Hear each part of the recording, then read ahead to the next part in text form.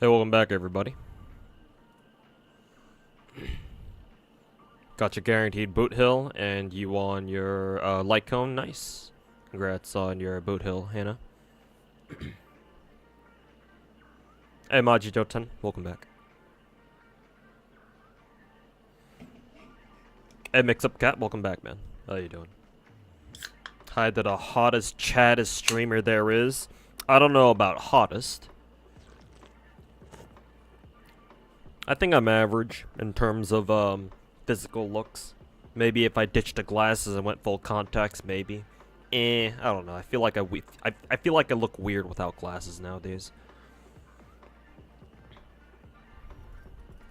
Well, not just nowadays. I've been wearing glasses for most of my life, so very hard to imagine myself actually going around without glasses, to be honest.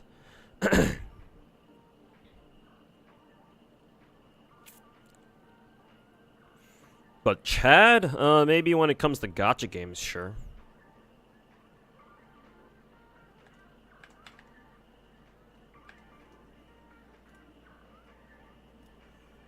Not too sure about much other things, but you know.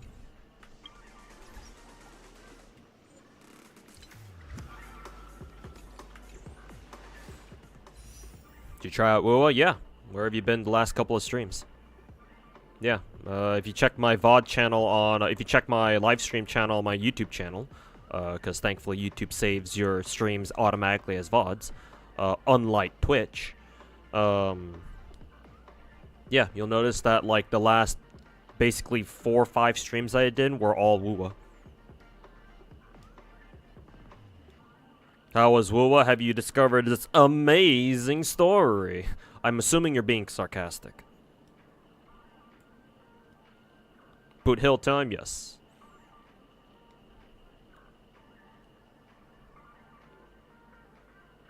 Hey, congrats RJD on your cowboy. Your space 9mm cowboy. You gonna make a video about my thoughts on WoWa? That would be nice. I think actually, yeah, I probably should, considering WoWa, people talking about WoWa and comparing it to Genshin on Twitter, and yada yada yada, whatever else people are doing right now. Seems to be the hot topic at the moment. So maybe instead of my how to play every character in Genshin video, maybe I should start out with one of my first videos when I get myself an editor and once we start working on videos together. Maybe that should be my second video or something. Like a Gacha God's take on Wuthering Waves or some shit. So yeah, maybe I will make a video like that, but I don't know when I'm going to be able to work on it, because, you know, work. Having a 9 to 5 fucking blows dick. And it gets worse by the day. Hope you're good. Hope your day was good. Today was okay. Yesterday was fucking awful, because yesterday, it finally happened. I finally had to stay in for work for overtime. I had to stay in an extra hour at work. A little over an hour, I think. God, I was so fucking pissed. Holy fucking shit. Like, I knew it was gonna happen eventually, because, you know, what's a corpo job if you don't at least have to go into, go do, overtime at least at some point, right? But it finally happened, and, you know, God, I fucking hated that shit. So, hey, at least today I didn't have to deal with overtime, like yesterday.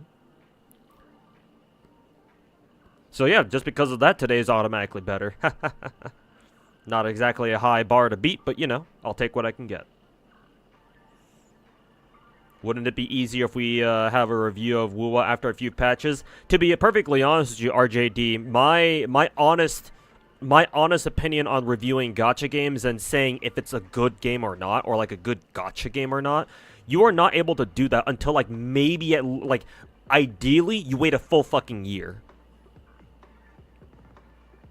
In my opinion, if I were to make an honest, like, completely, like, in-depth review of a gacha game, I would wait a year. I would play that shit for a year, and then make a video on, hey, so is this game actually good or not? At minimum, I would have to wait at least a month to see if, hey, maybe this game might be good, maybe this game might be bad, who knows? So yeah, you're right. You're right, RJD. Just take it like maybe 12 steps further and wait a whole goddamn year. Because anybody saying, "Oh, Wuthering Waves is amazing" or "Wuthering Waves is trash," anybody who says that within like the first week of the game being out, is talking out of their ass. If it's obvious that they think that, or how should I say this? If it seems like if it's obvious that whoever's saying things like that is like very like self-convinced that they're right, right?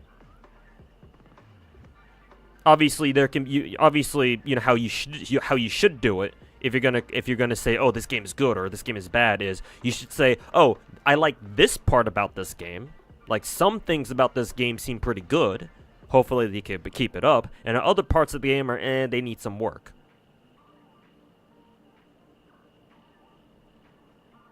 But to say that oh, this game's good or bad like within the first week, hell, even the first month, nah, you're talking out of your ass. And I haven't seen anybody else who's a fucking gacha degenerate like me put out like their fucking hot take on what they think about Wuthering Waves yet. Like, let me know if somebody out there who also mains 10 or 11 gacha games at once has put out a video saying, giving their opinion on whether or not Wuwa is good or bad. Because if you're not at least at half that level, no, I don't really take you seriously. Or I think you shouldn't be taken seriously. 1 to 50 on your for Fushel on your PlayStation account. Hey, congrats. Work can be rough sometimes. Make sure to treat yourself after. I mean, I got something that'll help right here. Some ginger ale. Nice old classic ginger ale.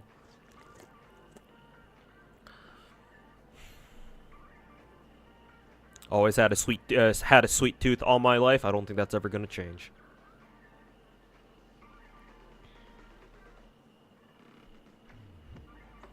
Honeymoon phase is real. I mean, for some people out there, they don't even get a honeymoon phase if they just don't like the game straight up, or if they go into the game with the wrong mentality, right? If you're a Genshin fanboy and you try out Wuthering Waves, chances are, like, there's a good chance that you're only trying out Wuthering Waves out of spite, just to go in there and see what you don't like about the game. So for some people, the honeymoon phase doesn't even exist at all.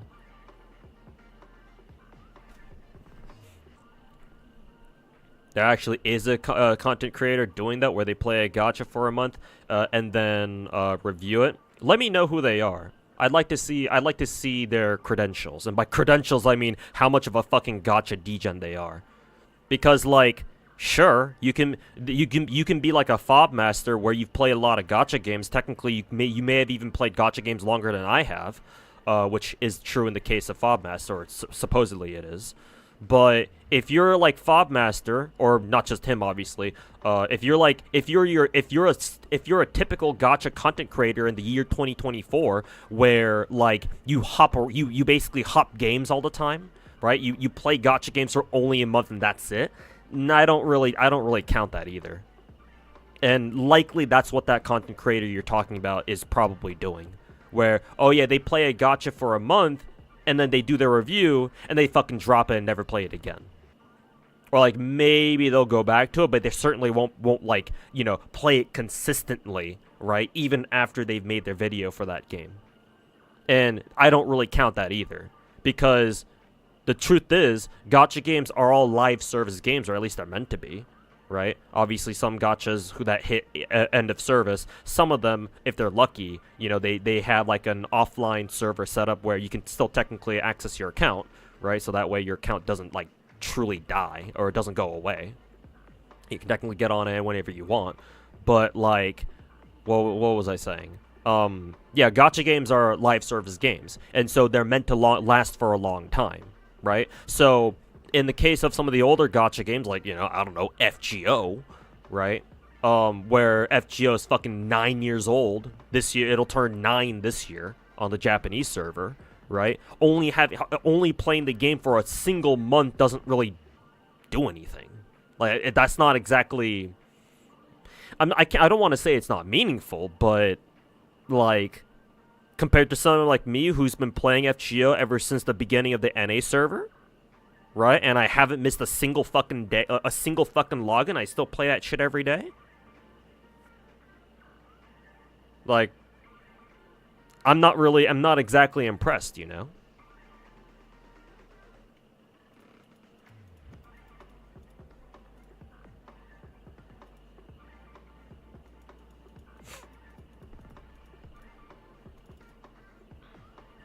So yeah, do let me know who they are, because I am because I still do want to give them, you know, their just dues.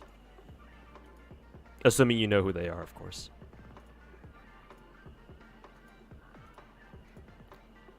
Excuse me.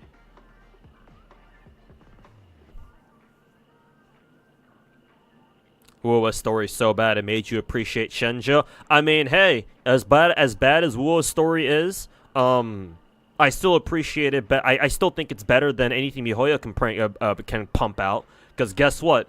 Guess what? Wuthering Waves has that MiHoYo games don't. I'll give you one guess, ladies and gentlemen. What could Wuthering Waves' story possibly have that makes it single-handedly better than anything MiHoYo has ever put out? I fucking wonder what that is. Gee, guys, you'll never be able to guess.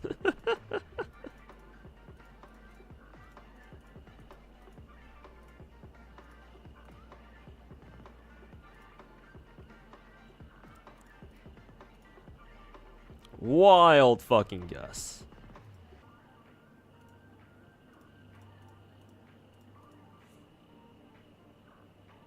You can link their channel if you like. Yeah, sure. Actually, I'm not sure if my YouTube chat will allow links. I may have turned on a setting a long time ago where it auto purges like links in YouTube chat. So instead of linking their channel, maybe you could just drop their like just give me their username, like what they go by on YouTube. I should just be able to find them on my own, assuming I even remember.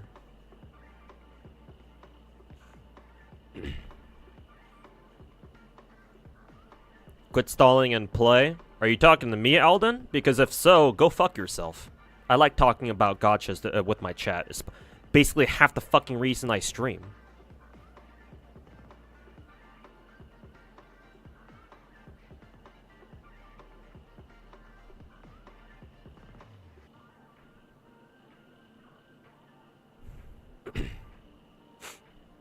The Galactic Baseballer event is pretty fun. Ooh, cool. Hopefully it's a lot better than whatever the fuck the first major event was. That, like, one movie cinema event or whatever that shit was. Yeah, I wasn't exactly impressed by that. Hot guys? I mean, if Boothill is up your alley, then sure, now's a good time. Hey, Kama, welcome back. What game is today? Star Rail, because Boothill's out. New character. So we roll. Thoughts on the dude from Chaldea Gurus comparing FGO to Honkai and Wuwa? I did see people talk about that. I'm surprised that tweet went viral. Or, not, I wouldn't say viral, but just within our sphere. Just within the FGO sphere. I did see some people talk about that. I think Plushie and Emerald, of course, put in their 2 cents, because why wouldn't they? I actually haven't read Musaki's tweet in full. I suppose I can give it I suppose I can give it a look.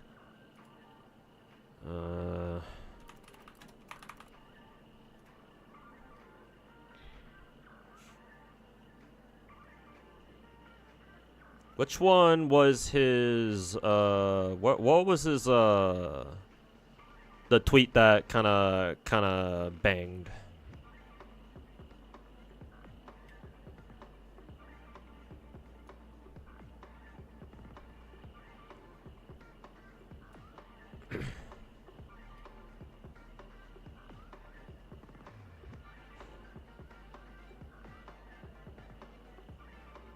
Ah, here it is. FGO can't keep up with games like Wuwa and Star Rail to say relevant based on name alone, and that blows. No. I'm generally on the same on the same wavelength as he is. No, I think that FGO is falling behind.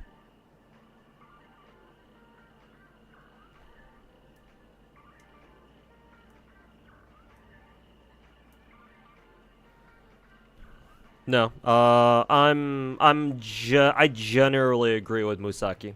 I'm sure if I nitpick his tweet a little bit more, there'll be some things that I won't agree with, obviously. But in general, no, I'm of the same feeling, the same vibe.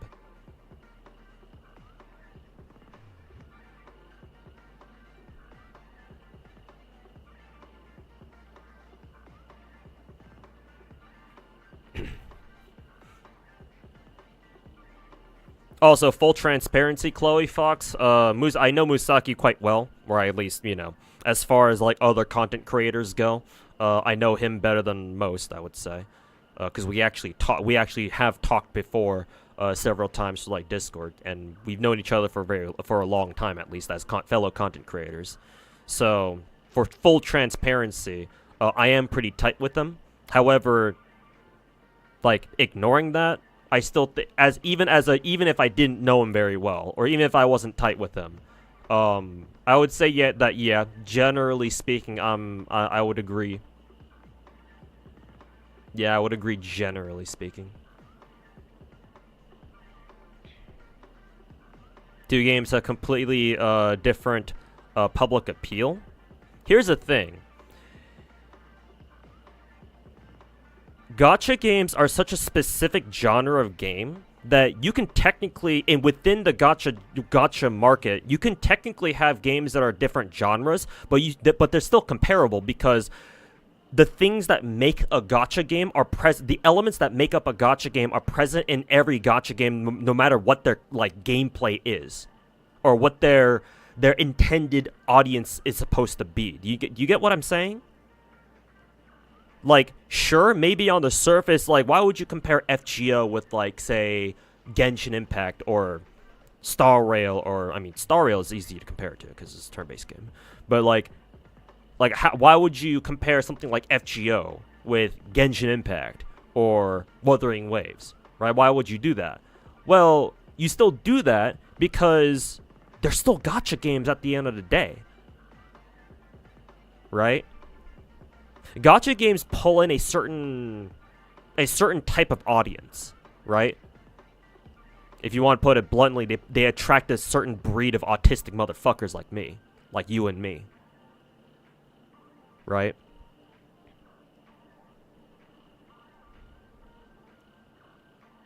And not only that, but again, I mentioned, I'm going to repeat myself here because I love doing that. All gacha games have elements that, you know, put them in the gacha genre, right? And so, again, even if the gameplay isn't the same, or even if their gameplay genre is not similar in any way, like they can be totally different genres, you can still compare them. Because at the end of the day, gacha games are not meant to be hardcore. You can certainly play some of them as you know, as hardcore games, sure, FGO being one of them. But at their core, gacha games are meant to be casual. And so, therefore, their gameplay is not as relevant as, say, the systems in place that make them a gacha. Just wanted to know my thoughts because, since every other CC from FGO gave their opinion, yeah, it seems like this one kind of blew up.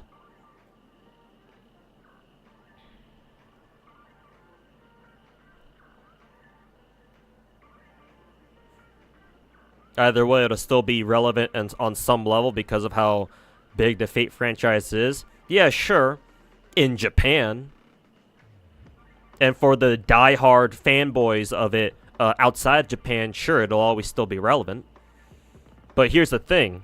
I've already said before that I don't think there will be a lot of FGO NA players specifically the NA server. I don't think there's going to be a lot of NA server players left after once we get into full swing on this whole fucking the content drought that we're now in, that NA is now entered in.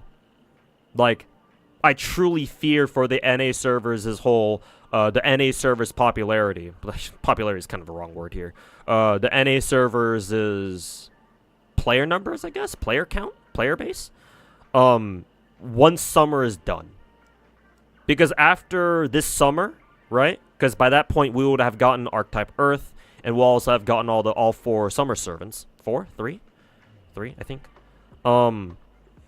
What event after that are we gonna get at any point, anytime soon, that people are really looking forward to? Like, just in general, like an event that everyone is hyped for.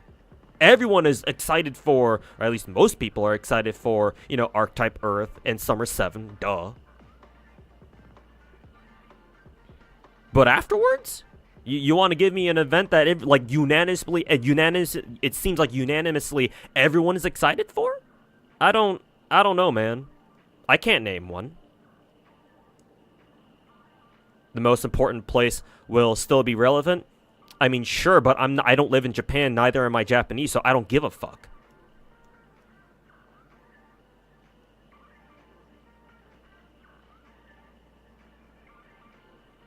Oh, and also, the future of gacha games does not lie in Japan. It lies globally, not just Japan. So even your statement of, oh, it'll be alive in the place that's most important. I mean, sure, but that means that outside of Japan, no one will know what FGO is. FG Omega lol, who, more like who mega lol, WH Omega lol.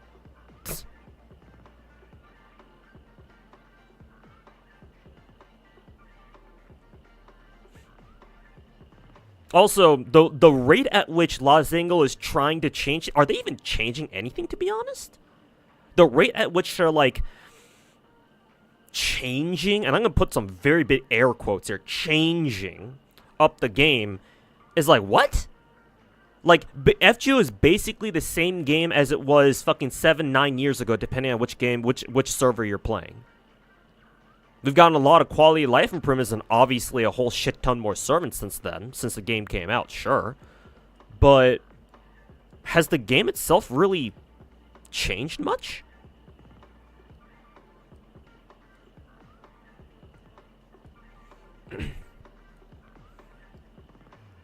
To be fair, you can say that about a lot of gacha games. It's not just FGO, obviously. You could say the same thing about Genshin. Like, oh, has Genshin changed much? Which, the answer is no, obviously.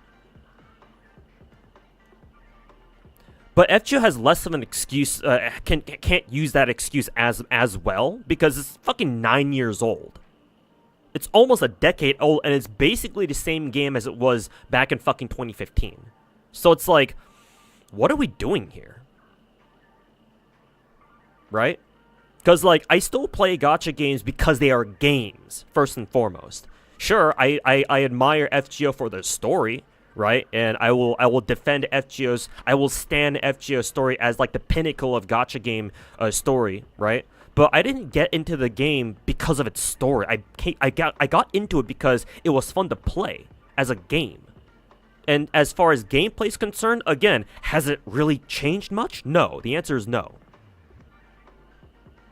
And even in the ways that they are trying, the devs are trying to change the game, right? With, like, trying to give servants more exciting kits and, like, you know, including more, like, what does JP have right now? That whole fucking class enhancement system or some shit, right? The whole class skill tree or whatever. It's not even a skill tree.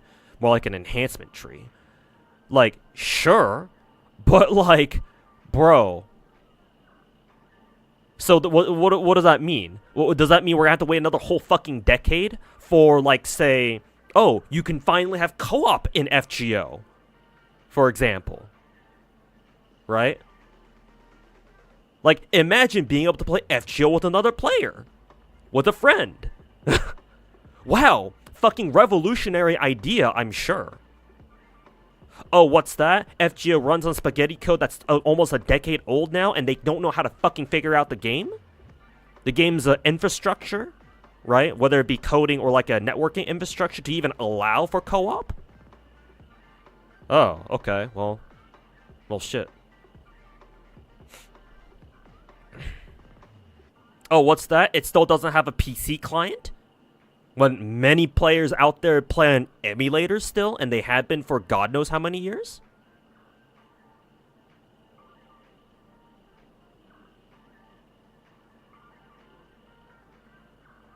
Age and Gacha can help. Look at Granblue. Again, another Gacha game that hardly anybody outside of Japan knows. Are you talking about Musaki's tweet? Yeah, and somebody brought it up and wanted my opinion on it, so here we are.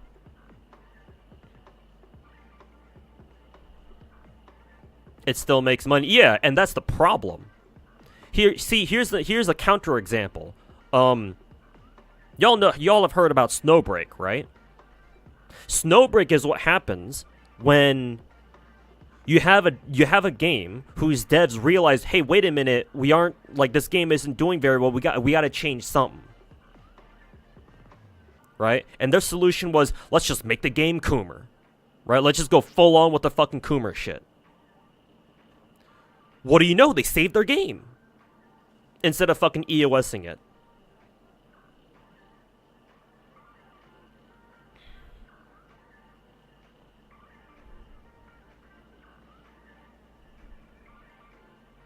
The thing is, FGO will never change because it makes too much money. All they need to do is just release one hype character, and they make $1 billion. They make $1 billion fucking dollars, which 90% of it goes to Sony.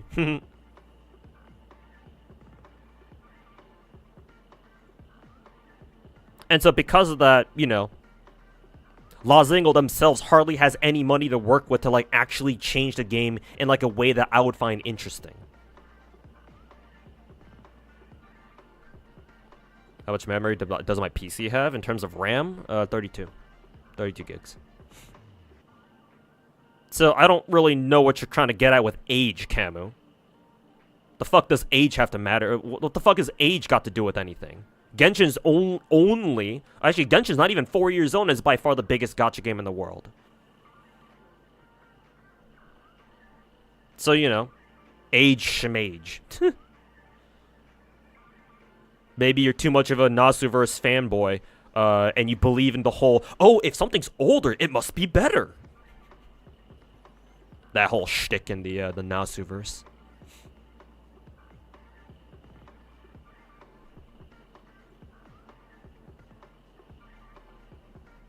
Oh, that wasn't for me? Okay, never mind.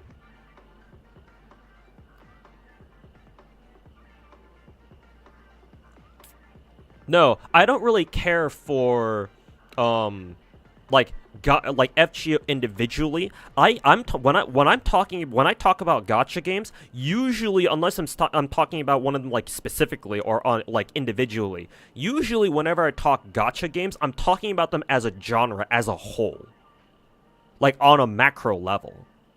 So when I say FGO is going to fall behind, or I agree with Musaki in saying when he says that FGO can't keep up, I'm speaking in terms of how to progress gacha games as a genre. I don't give a shit about FGO individual. It's just one game that I play. It might be my favorite one, just just talking in terms of legacy, but it's only one gacha game. There are so many others out there that deserve talking about too. FGO falling behind. It already is behind. Sheesh. I mean, ever since Genshin came out, it always was behind, if you think about it. You don't know if there's any way to make FGO interesting without changing it to a different game? Well, here's the thing. FGO servant design hasn't really changed much. They're trying to change it. You can kind of tell Lozango's been trying to change how they design servants, right? I mean, first it was with the whole, the farming loopers meta, like starting with Scotty, then Castoria, then Koyanskaya Light. And then you start seeing them give like every new servant a fucking battery, because at this point they've realized that, oh, if you want to be a good servant, you better have a battery. And then more recently, they've been trying to like change up like what servants can do, right? More and more new servants these days are not a lot of them, but still you see them pop up every now and then. You see especially 5-star servants like come out and like they can do something like kind of weird that we haven't really seen before, right? Aoko is the perfect example of this so far, right? How she's finally the first character in the game to have AoE attacks on face cards. I think they fucking completely bungled that shit, though. And so I'm extremely disappointed. Like, Algo could have been so much cooler. And honestly, yeah, let me expand on that. Lazango doesn't want to change things too quickly. They just want to go on the whole fucking snail's pace of, oh, we'll slowly make FGO more interesting. But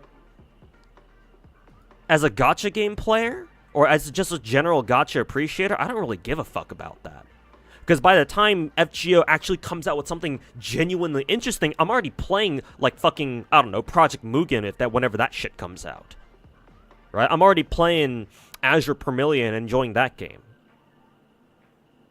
Where did Musaki say this? I can link his tweet. I have it up right now. But to expand on your question on like how to change the game meaningfully in like an interesting way, that's the first way. That's the first way. Give servants like things that we have never seen happen in the game before. I mean, hell, if you want examples, just look up all my like Hololive Grand Order videos that I made like in the years past, like 2-3 years ago, right? Hey, I'll give you an example because Alka was one of our last recent 5 stars, I think, right? Unless we got someone else in the meantime. Again, in case you guys haven't heard me talk about Alco, I think Alco was a fucking failure.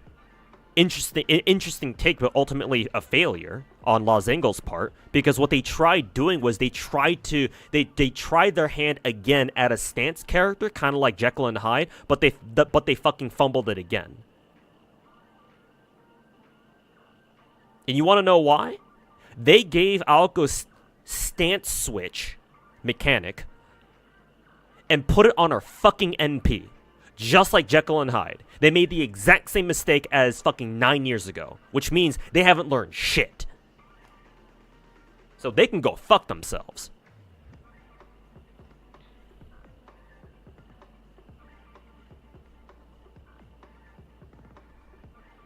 What they should have done was they should have put her stance switch mechanic on a skill. Because guess what? In FGO, every servant has 3 skills, which means if you use one of them, you're not suddenly locked out of not using all your other skills. Matter of fact, for her to be a true stance switch character, she should have 2 completely different sets of skills, which they tried doing with Alco that we have now, or that the Alco that they gave us. Because again, when she uses her first MP, right, like 2 of her skills change or something, but her first one stays the same or some shit like that. Problem is, her 3rd skill is completely fucking useless. Like, I don't know why you would ever fucking use that. Right? It's the whole fucking 100% charge drain or whatever the fuck, right? And then starting with her MP, second MP onwards, then she can actually start doing damage with her MP. So, like, okay, who the fuck thought of this? Fucking fire them immediately.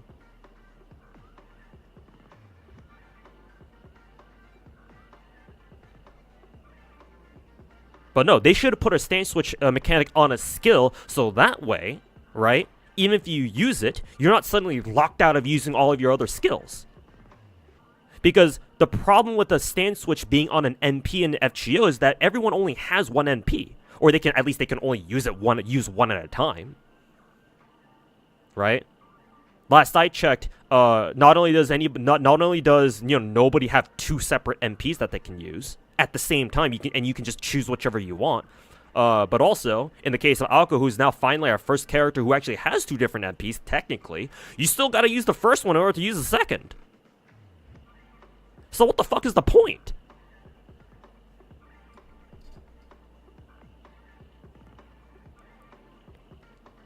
So see what I mean? Whenever Lazango tries to pull off something interesting, a lot of the time they just fucking fall flat on the fucking faces. So we're just like, okay, so how long are you going to take to bring out another character who's actually interesting and does something that actually means something for the future of the game?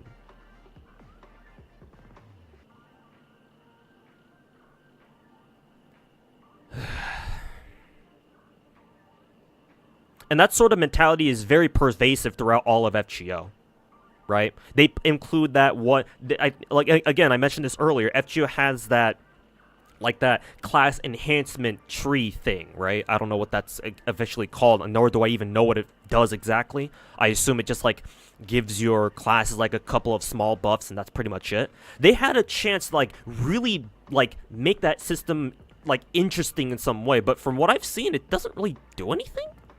Like, again, all it gives is, all it does is, like, it gives, like, certain classes a bit more stats, and that's pretty much it. Or what does it even do? Like, please, educate me. Enlighten me. I would love to know what that shit does, but I hardly see anybody fucking talk about it, so I assume it just doesn't do anything interesting. Why can't they all be like Melusine? They had it right with Melusine. No, actually, I actually disagree. I don't think Melusine is a stance switch character. Because if you want to be a stance switch character, first of all, Jekyll and Hyde and Alco weren't even stance switch characters to begin with, even if they somehow were good. You know why? Because a stance switch character should be able to change back whenever you want them to. Or, as soon as their, switch back mechanic is available again. Which is why I say it should be put on a skill. Because that way, when a stance switch character or a servant in this game has two different sets of skills, right? They can switch back whenever you want them to. You're not a true stance switch character. You're not a true stance character if you can't change back. Last I checked, Melusine can't change back. Neither can Aoko, not that you would want her to. If they gave Melusine the ability to change back to her single target form, okay, then she is a stance switch character. But as it stands, her stance skill is a glorified AoE MP button. Kill everything. So no, I actually disagree with that one too.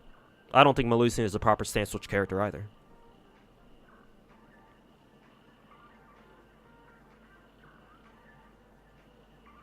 Ptolemy can also switch between MPs. Oh, he actually is? Well, problem is it's still on MP, so still bad design. He doesn't know? Yeah, I don't play JP. Of course I don't. Instead of saying he doesn't know, how about you educate me? That would be better.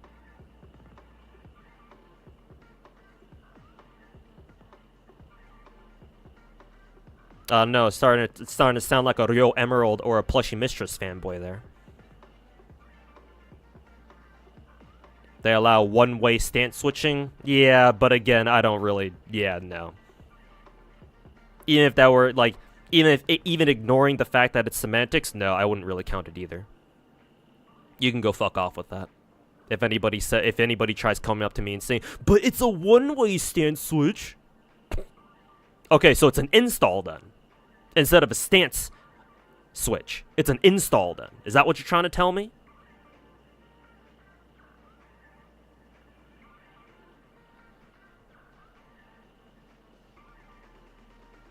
But yeah, hopefully you guys get my point. At least in that narrow respect.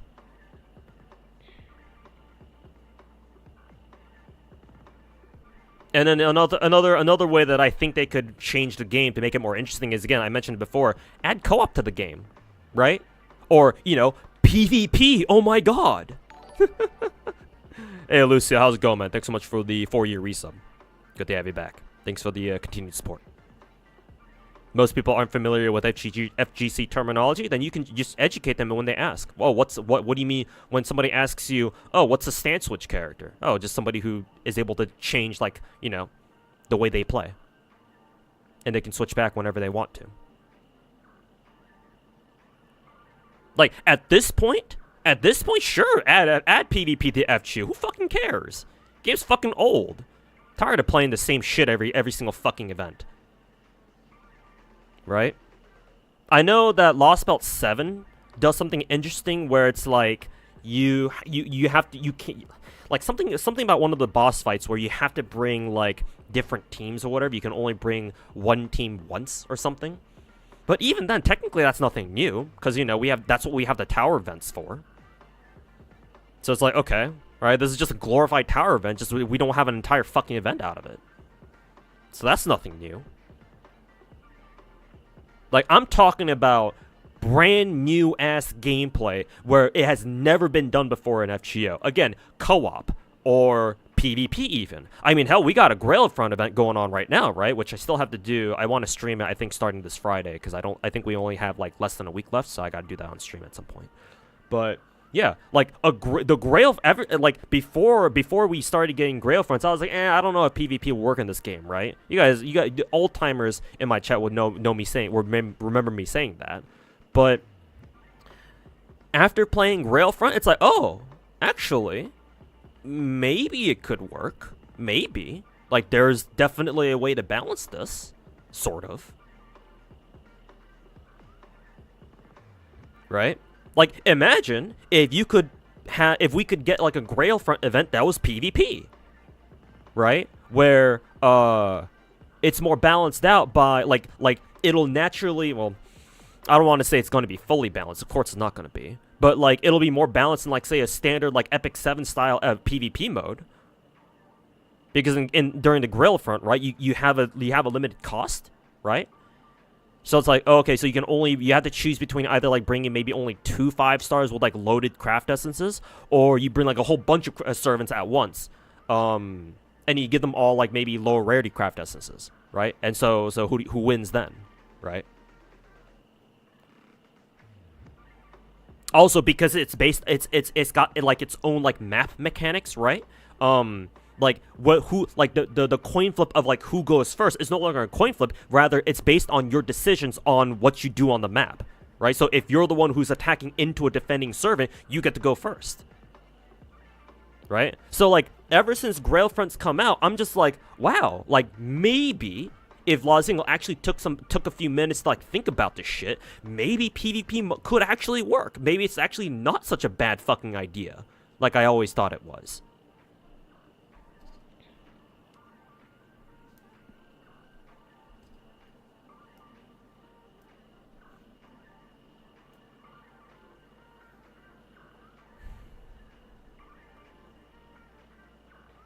Have I ever seen Fire Emblem Heroes PvP? No. Something tells me I don't want to either. So if FGO were to add a game mode like that, then holy shit, I would count that as, like, say, oh, this is like a kind of a turning point, where FGO is actually genuinely trying to do something different that they've never done before. But, you know, you let me know when they actually start doing that, because I get the feeling I'll be waiting for a while. We should add a marrying mechanic. I mean, that's basically grailing, but...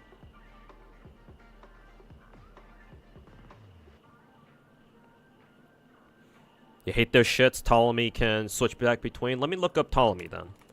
I'll admit I haven't taken a look at Ptolemy's kit in detail, so... Oh, I need to write Ptolemy FGO. Because I do remember him coming out. Also, fuck Game Press. Give me the Grand Order wiki.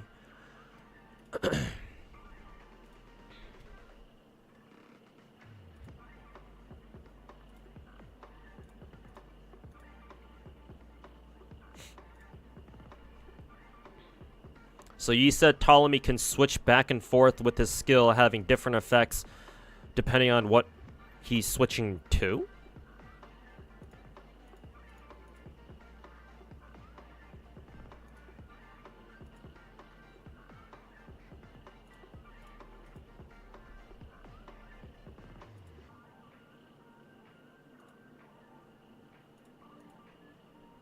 Oh, with his skill singular. Oh, so his only one skill changes depending on what stage he's on. Also, that's not even a fucking stance switch. It's let's see, 500% chance to transform himself to stage 3. No, it is. He does switch his form. So technically, yes, he does have a stance switch. However, his first 2 skills don't change at all. So no, I don't count this. This is kind of a half-assed, half-baked attempt at a stance switch character. No, his first 2 skills stay the same. So. Oh, congratulations! You made another Melusian, except now Ptolemy can switch back to his younger form. Congratulations.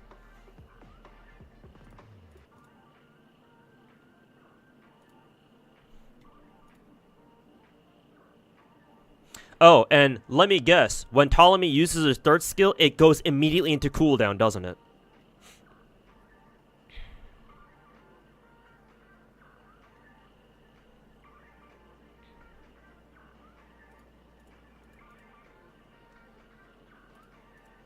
So no, I don't quite count Ptolemy. Interesting. He is probably the closest thing I would consider to be a stance switch, a proper stance switch character. Sure, I'll give him that. But is he a full-blown stance switch character that I'm kind of looking for in this game? No, not really. So, nice try.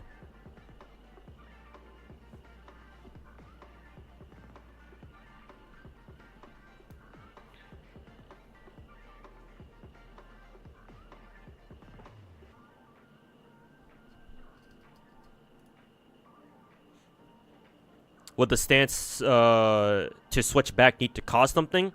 So here's what I'd like to see, Ivan. And if you want to know, if you want to see exactly how I would design it, go look up my first Hololive Grand Order video and look up my entry that I made for Fubuki, for Shirakami Fubuki. How I would do it is you put the stance switch on their first skill, specifically their first skill, so that way you have access to it no matter what stage they're in, right? No matter how leveled they are. You make their first skill a stance switch, and then you give them two completely different skill sets. Right? One skill set for one stance, and another completely different skill set for another stance. Maybe they don't have to be completely different. Maybe the themes can be similar, but they should have very different effects. Right? Hell, I'll just fucking bring it up for you guys. I'll show you guys what I did for Fubuki fucking 2-3 years ago. Let's see, Hololive Grand Order. My video should pop up at some point. Oh right, I forgot now that Ina's made now that some of the Hollow girls have streamed FGO now, my video doesn't show up properly anymore. Actually, I think I would have to do how do I look this shit up? Hololive Grand Order Toe Sniper 98. There we go. Yeah. Ah.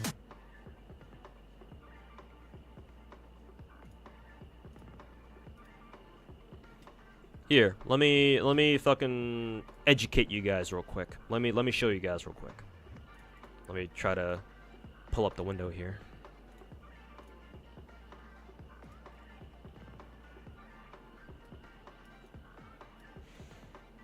Alright, I've got the video muted. Okay, so here's how I would design a stance switch character, real quick. And before I spend another hour explaining this shit. So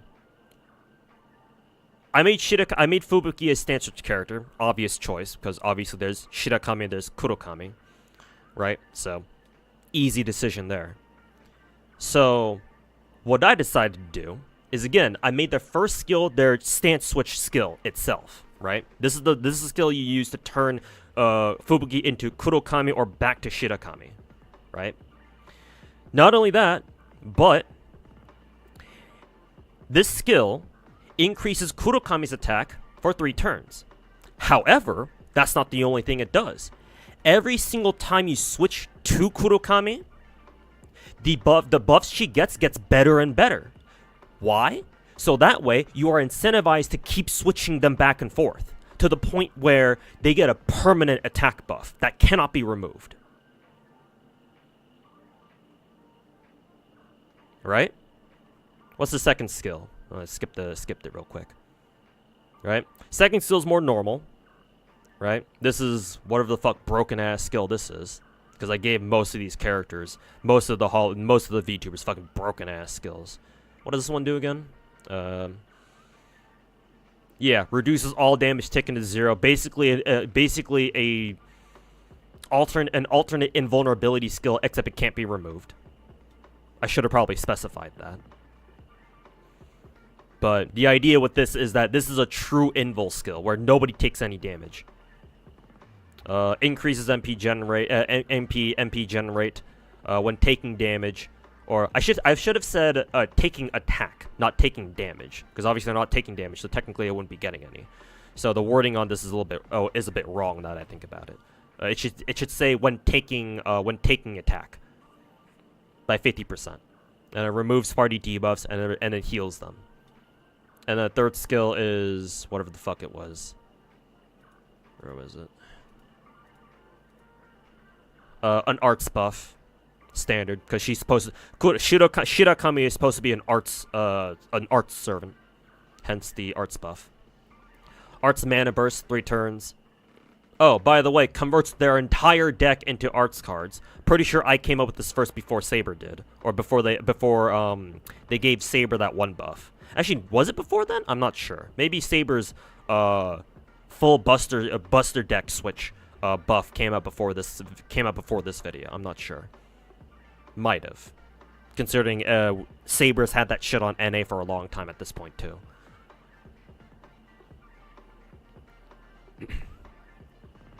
But yeah, she has the ability to convert her entire deck into arts cards, because why not?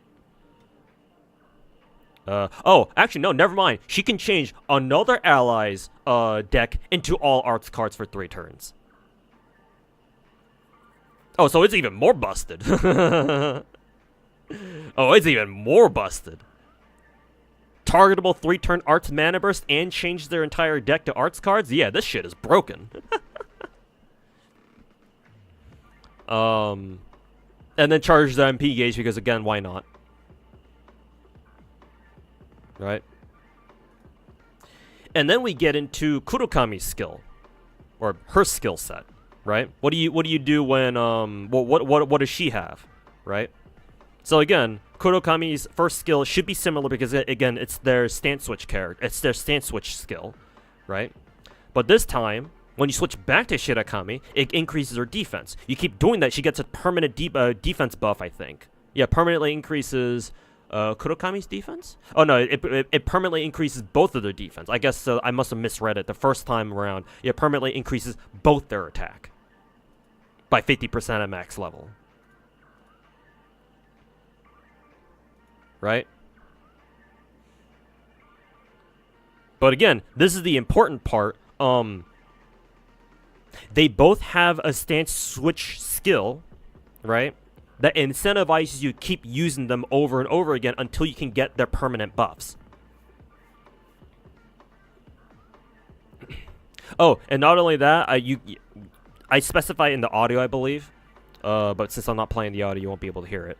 But I also specify that when you initially change, when you initially switch Fubuki's stance, either to Kurokami or back to Shirakami, you could, if you want to, you can immediately stance switch them again. Because each skill set, right, Shirakami's skills and Kurokami's skills have separate cooldowns that are independent of each other. Oh, and whoever is not active, so for example, if Kurokami is out and Shirakami is, you know, not playable, then Shirakami's skills, if they were used on the turn before, they still count down with every turn. This is how you do a stance switch character.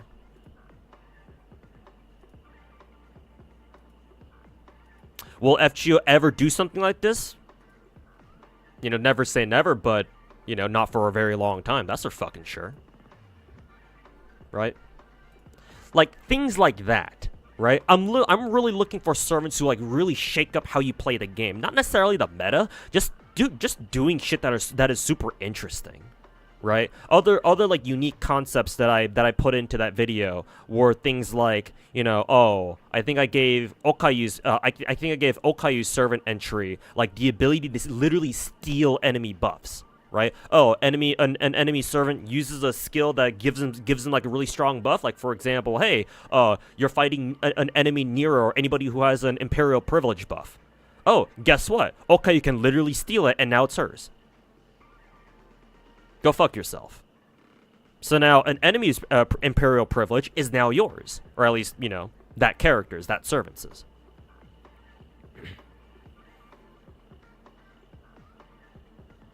Okayu's fat milkers. You being creepy aside, yes, she does have absolutely fat milkers. But then again, I'm probably too Twitter pilled and I've just been seeing nothing but big titty Okayu fan art all day.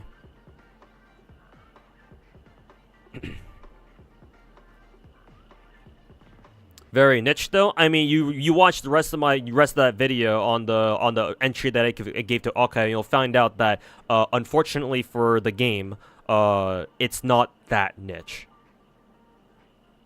Also, how do you say stealing buffs is niche? With how fucking much enemy servants love to fucking buff themselves. How much they love spamming their fucking skills. Have you played a lot of FGO, Camu? I'm guessing the answer is no. But I may be wrong. Anyways. Okay, enough stalling. Let's actually fucking roll for boothill. So many buffs nowadays are unremovable from enemies anyway. I mean, yeah, but servants can still use their skills, no? Yeah, of course, even I think that getting, like, stealing unremovable buffs is kind of out of the picture. Sure, but you're also forgetting that servants also use their own skills, maybe? Yeah, this is a roll stream? Yeah, I forgot too. Anyways.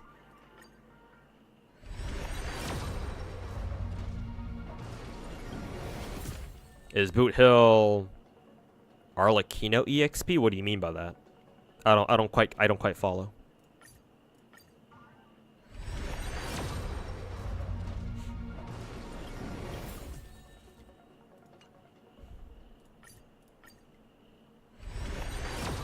Hey Cal Alter, welcome back, man. Is that early? Nice, it's early. At least I think it is. Should be anyway.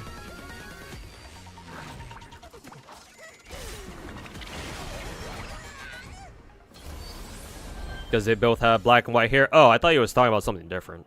Because he said EXP. I don't really know what he meant by EXP. But yeah, no.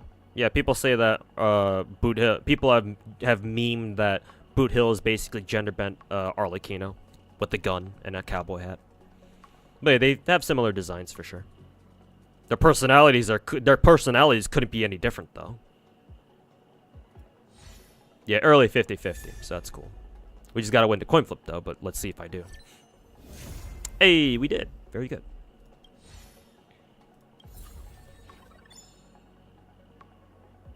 XP? Yeah, maybe he meant to say XP, yeah. Yeah. Kind of surprised I didn't think of that myself. Yeah, he could be kind of an XP, yeah. Usually, whenever people use the term XP, though, it's usually, like, the characters in question are usually the same gender. But, you know, that's what we have that one rule for. I think it's Rule 63, right? If something exists, then there's, like, a gender-bent version of it. So, close enough.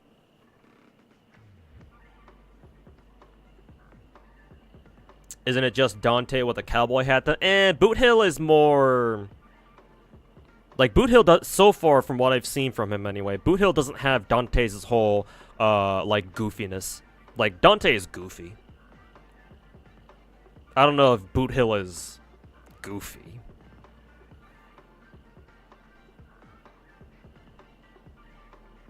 What do you mean, father is obviously male? I mean, to you, maybe. Hey, Blue Rose, how's it going, man? Welcome to the stream.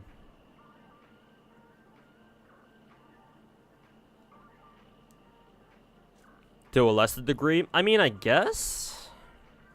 It's more in his speech, though. Dante is goofy through his actions. Then again, you know, it doesn't help at all that MiHoYo, you know, stock animations galore! There's a gender-bent version of me? Yeah, sure, somewhere out there. I doubt it exists, but maybe if you look hard enough. If you close your eyes. Alright, let's go suffer for his light cone. Surely we'll win the 75-25 for his light cone too, right? Surely.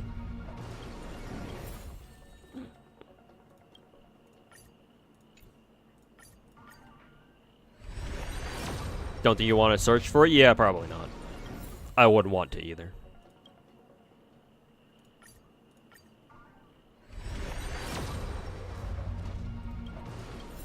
XP share the same voice actresses in at least in JP. Yes, yes they do. You know, Acheron, Bronya. All those girlies being a perfect example.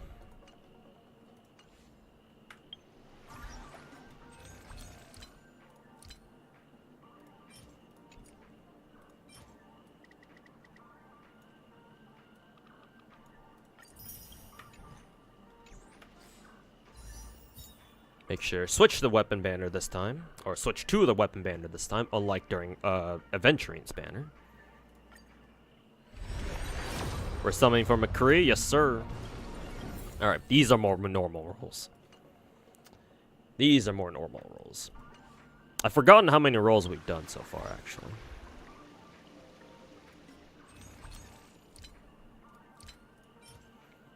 How many Jades do we have again? 666. Mark of the Devil. Let's see.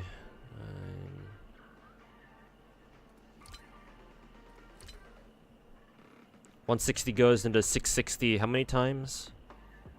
3 or 4 maybe? I think 4 times, right? Yeah, 4 times. So I would have to buy 6. Let's see if this is the last multi we need to hit soft petty.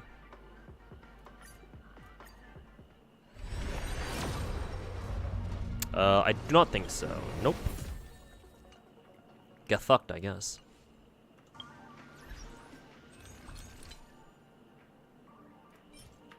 I'm pretty sure the these last 4 won't do it. So, all right, it's time for a pack. Full camp time.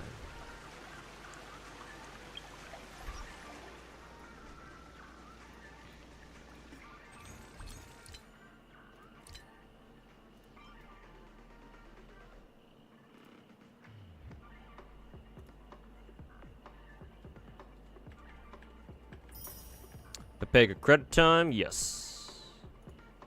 Yes, indeed it is. Hopefully it's the only one that I'll need, but if we don't win the 75-25, then we will be rolling another, or we will be buying another.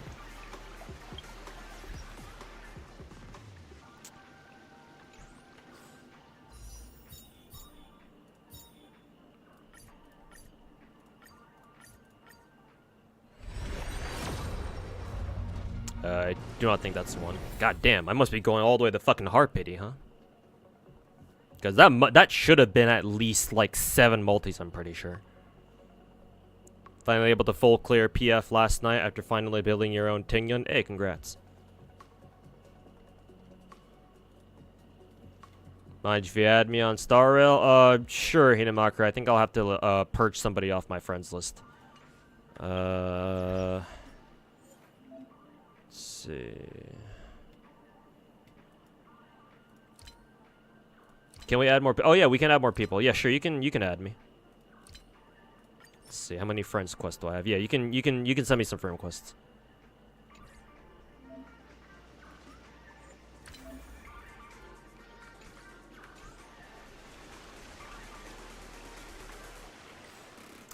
Singles? Yeah, maybe. Oh, almost rolled on the character banner again.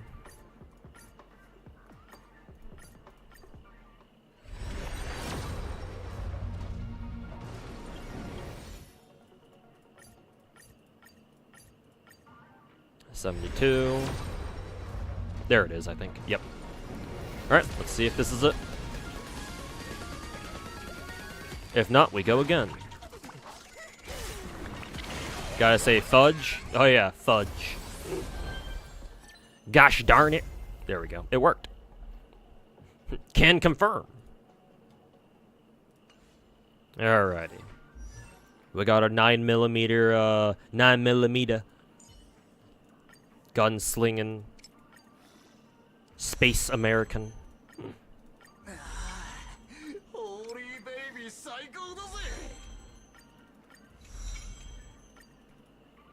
What's your thingy? Is there a command? No, but you should be able to see my UID in the bottom left. Oh yeah, my chat box is kind of blocking it. Let me move it out of the way.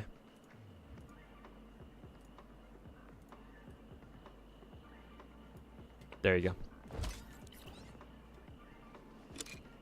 Rootin' tootin'. You pulling for Snowbrick tomorrow? Yeah.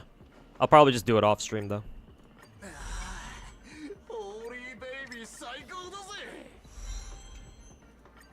How much is it best spent on boot? I did have to drop 100, but only 100 so far.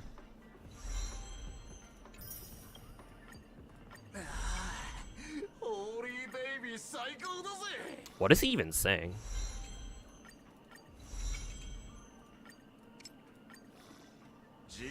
He's like speaking some kind of broken English.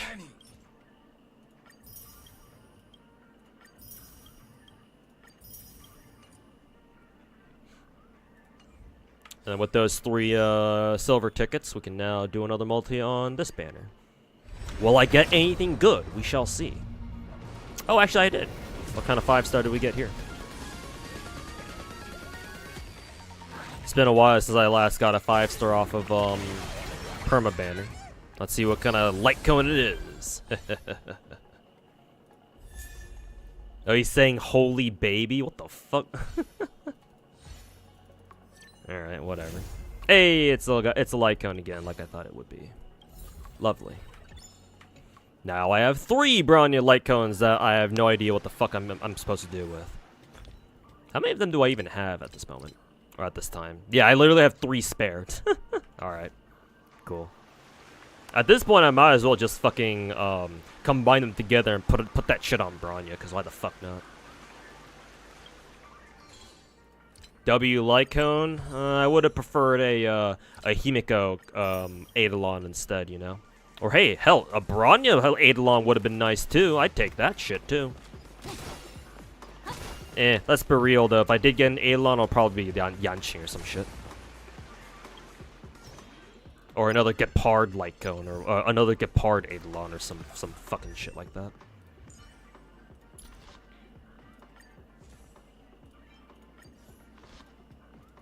Alright. Equip that shit.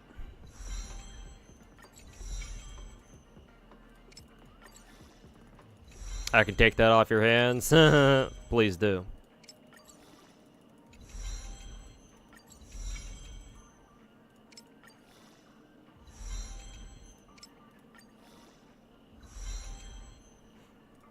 You didn't give Bronya her light cone? Oh, does she actually have something different? Maybe I gave her something else.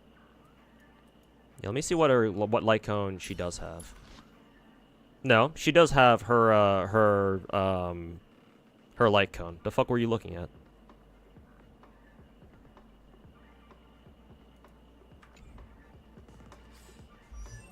Who's my favorite character in Star Rail? You just looked at her. This lady right here.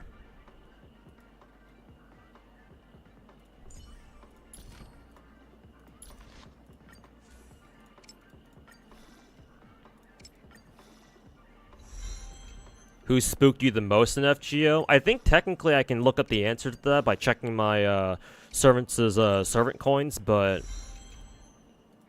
off the top of my head, I don't know. I'd have to look it up. Actually, I have FGO open on my tablet right now. I can check real quick. Servant material, servant coin inventory. I would have to enable... oops. I'll have to enable everyone.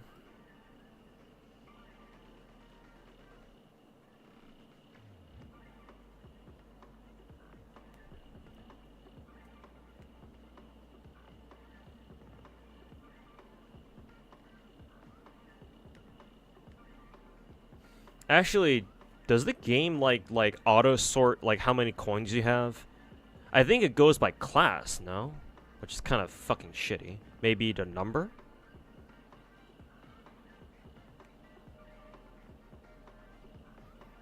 No, it's still that still doesn't really make sense.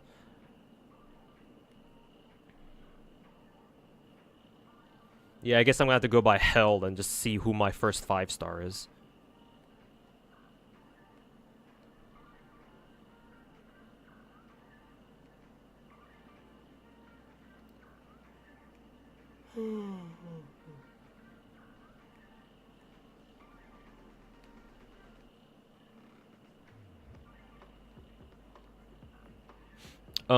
Let's see. My most spooked 4-star seems to be Nursery Rhyme, surprisingly. And Emiya is a close second. Hilariously, Habitat is my third most spooked character, or third most spooked 4-star. From all the roles that I did on Friendpoint Banner. But Nursery Rhyme is my most spooked 4-star. And my most spooked 5-star is surprisingly Vlad. Vlad Berserker. I have more coins for him than I do for Saber. Actually, no, they're the exact same. So technically speaking, Vlad and Saber has spooked me the exact same amount. So there you go, there's your answer. At least it can be level 3 superimposed. Yeah. Well, technically it'd be a S4 now. But yeah, I've been keeping those copies separate just in case anybody else could use them, but like honestly, not really.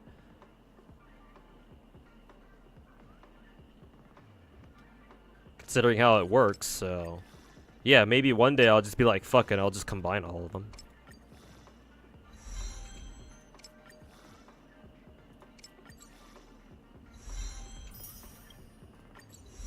Let's see if I have enough ether, whatever the fuck this is called. The light cone XP item. Okay, I did. Okay. Didn't have anything to worry about there. Okay, trace time.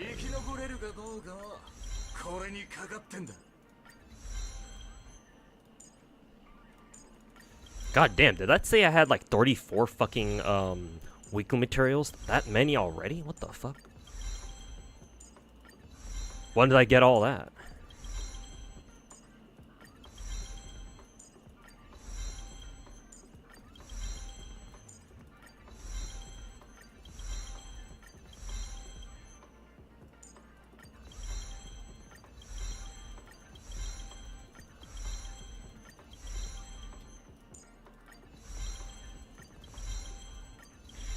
Brian, the light cone can be used by Robin as well. I mean, there's a thing though. I already have her light cone. Like the issue with here's the thing with like light cone spooks in what is it, in Star Rail. Actually no, it's more of a Bronya thing. It's not a general Star Rail thing. Because like for example, if you want to use like a 4-star like Serval, for example, I don't know why you ever would, but in case you wanted to, right? If she was waifu or something, if you want to give her a best gacha light cone, then you would give her like whatever Himiko's light cone is or something like that, right? But in Bronya's case, Bronya's light cone is so specific in that, you know, oh, it gives the next ally after her like this damage boost or whatever. Because like it's so obviously meant to synergize with Bronya's skill, so it's like it takes another limited time harmony character like Robin to like actually use that light cone. But like if you already have her own light cone, what the fuck is the point, right? Maybe if you pulled Robin but you weren't able to get her her own light cone, then sure, maybe. But I'm not in that boat, so it's like for me personally, it's like okay, well. Like all these light cones are kind of gathering dust right about now. Ow. So it's like we would need to get like another 4-star character who does what Bronya does, but like, you know, good fucking luck with that. Imagine MiHoYo being that generous, couldn't be me. Or being that liberal with 4-star character designs in a game like fucking Star Rail. Maybe for Genshin, maybe, but definitely not for Star Rail, Jesus. Let's see, what was I trying to do again? Traces, go here. Oh yeah, just go here and then go to Synthesizer.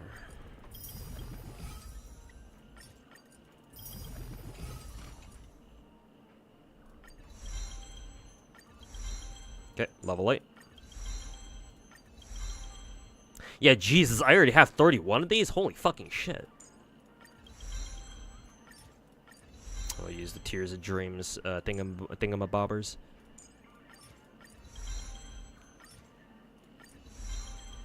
Alright. He's now max traced out, thanks to my blood, sweat, and tears. Which means now we can start working on prepping for Firefly in 3 weeks. Alright.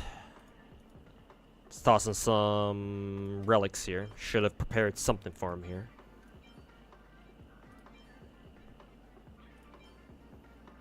Let's see. I'd like to give him the crit rate, but this has overall better stats. I'll give him the crit damage one for now. If I think he needs more crit rate, I'll switch him over to the 9% crit one.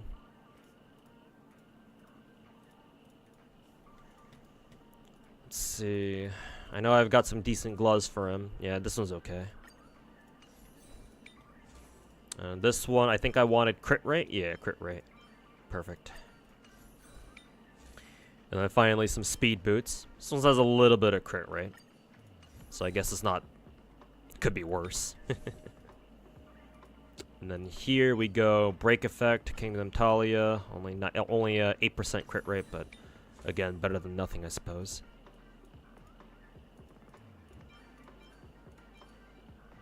Let's see. Oh yeah, and then we have this one for him. Still gotta love this shit up all the way.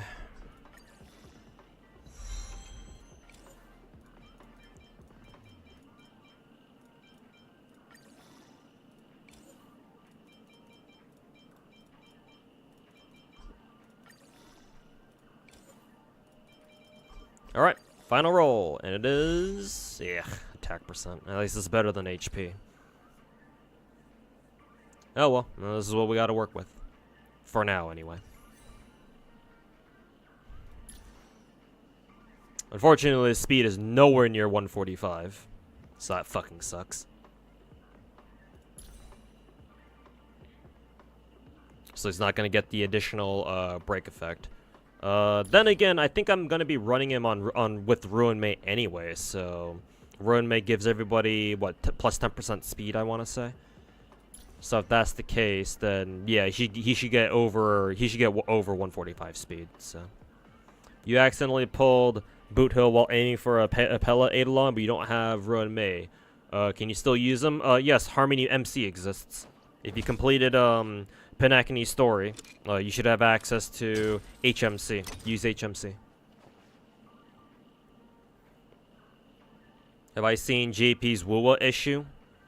I think I kind of saw it on Twitter, but I don't know the details, so you might want to fill me in on what's going on there.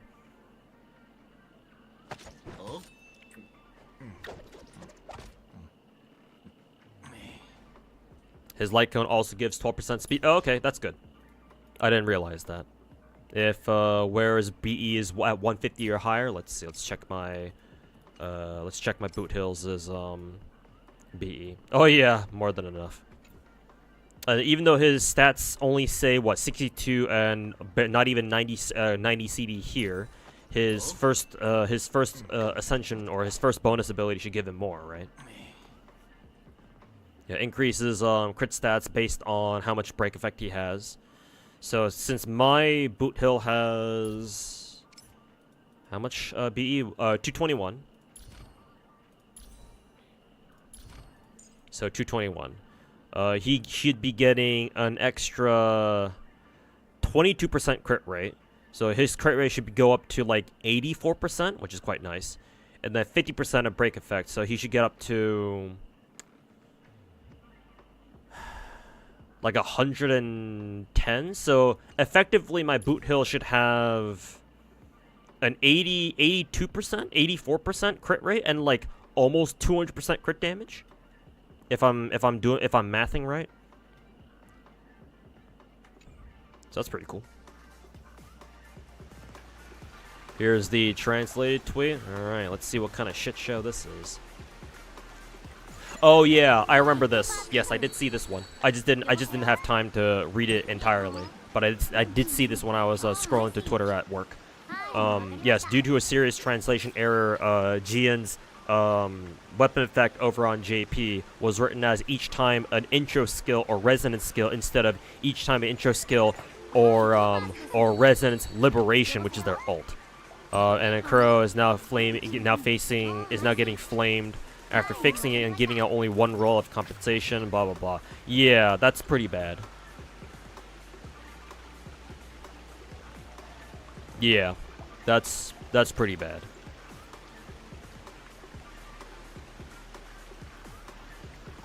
His ability is called Ghost Load. I'm sure some ladies wouldn't mind that.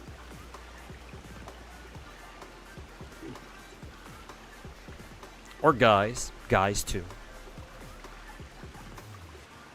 Yeah, at least it's not called Ghost Backshots. Yeah, that's pretty bad. Like, story translation errors, that's fine. Like, it's annoying, but, you know. Like, it doesn't affect your actual gameplay. But you fuck with the translations on the actual stuff that your characters can do. No, we're serious now. Fucking, we're locked in. Yeah, no, that's a massive fuck up. Especially on a fucking 5-star limited character. Holy fucking shit, man. Yeah, that's a royal fuck up. Somebody's getting fired from Kuro, or at least somebody should get fired from Kuro. Maybe I won't. Maybe I shouldn't go that far. Yeah, maybe it's an honest mistake, but still, man. Fucking still. They gotta do a lot better than fucking one roll. Fucking kidding me?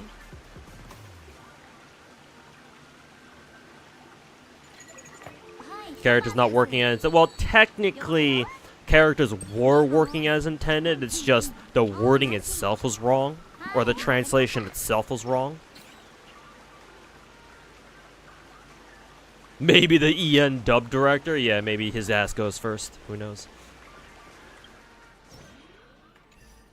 All right, let's do the Pure Fiction. I believe this is Pure Fiction, right? Kind of funny that boothill comes out during a Pure Fiction reset.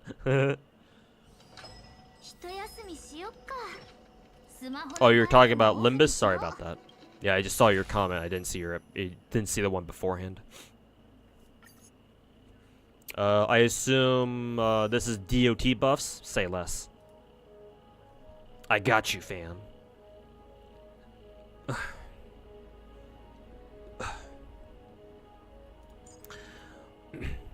Well, first side is fucking hilarious. Is gonna be hilarious because we have Kafka. Kafka, KW. Actually, since we have to, I want to throw Black Swan and Black Swan, Sampo, and Gneifen into second half. Actually, that being said, I actually do not have a lot of DOTs for the other half.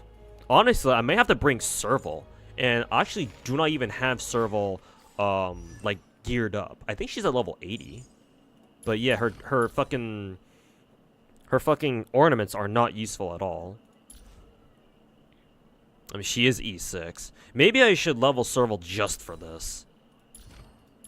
Be like, just fuck it. She does have her own. I did give her her own Night on the Milky Way light cone. This should be her strongest one. So maybe I level this one up anyway.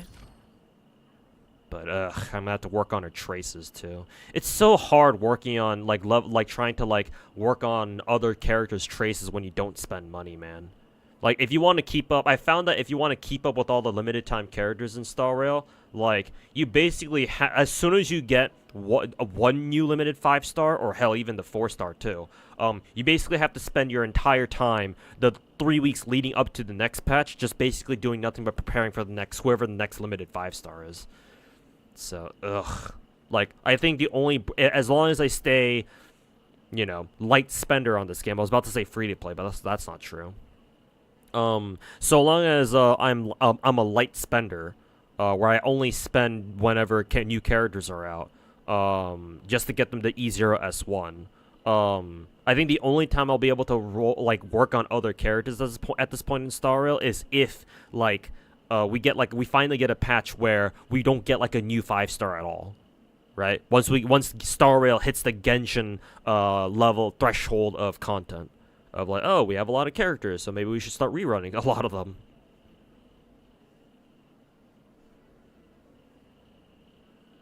You have to refresh like 2-3 times a day, or it's impossible. Yeah, exactly. Ugh. It is what it is, though. But yeah, like, I would have loved to leveled up Serval just for this, because running Serval and Kafka together makes a lot of sense. Or at least I think they do.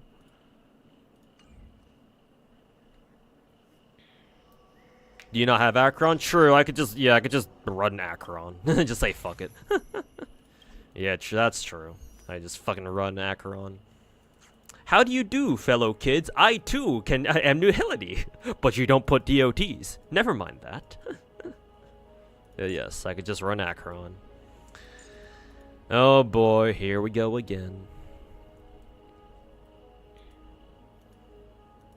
Oh, and we'll run Herta just because. But yeah, we'll just run something like that, I guess. And then Black Swan. Who else we got here? I think we run Black Swan, Sampo. Let's see. What else do I want to run for as like a harmony support? Maybe Robin. Maybe you could try Robin. I think she should make sense. Robin, and then lastly, Guinevere. Oh, fuck. I forgot to select these. DOTs have 100% base chance to be transferred to all enemies. That's nice. When enemies enter battle, they're affected by wind shear. Interesting. When 3 more characters follow path and agility, all allies' damage dealt increases by 60% and speed by 30. That's kind of nice. Too bad I can't use it on this team. I think I can use it on this team though, so we'll run it there because nihility, right? Yeah, they should. My DOT guy and girlies down on second half should be on nihility, so we can run that on that team. Let's see. Here though, let's run this one. Actually, Kafka's literally the only DOT character. Maybe we should be run this one instead.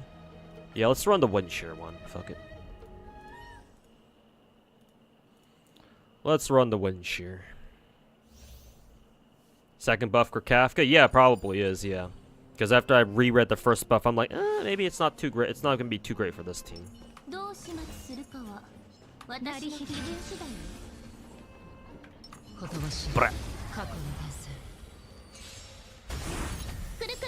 Sadly gonna get a rerun, a second rerun most likely. Let's see. You think in a few months? Yeah, maybe.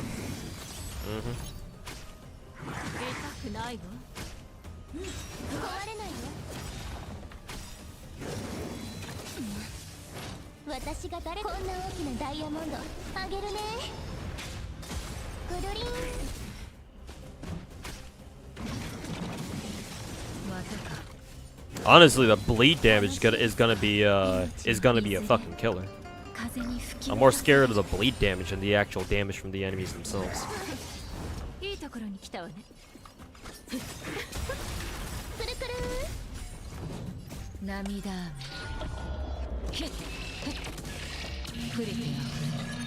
Also, is this just me, or is there no game audio? Actually, unlike MiHoYo, unlike Genshin, I can actually do this. Oh wow, they actually put in a mute while window is inactive button. Wow, Genshin could never. Actually, does Genshin have an option like this? Because this is actually quite nice. This is very thoughtful of MiHoYo, to be fair. To their credit. This option is actually very nice. But currently unsure if Genshin has that sort of option or not yet.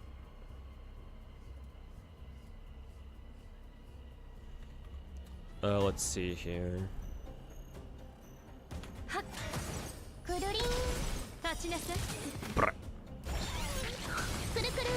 You turn it on immediately? Yeah. Does Genshin have anything other than porn? What are you talking about? What context? Like, what do you want? Fan art?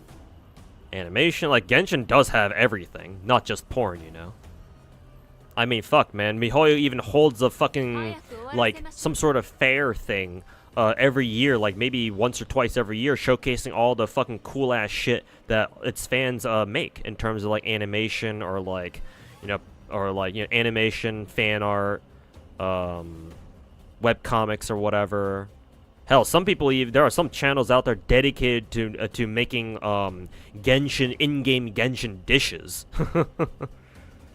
They, like, literally cook up like the dishes you find in the game itself. That's pretty fucking cool. I've always wanted to try like a Genshin dish IRL. Yeah, the Hoya Fair thing. Yeah. I mean, the one thing that they don't show is porn for obvious reasons. Yeah. Oh, yeah, the card game too. Yeah. I mean, hey, ever since I learned how to play that game, the card game was a little bit fun. I'm not gonna lie. I wouldn't mind playing more of it, if I had the fucking time. That is.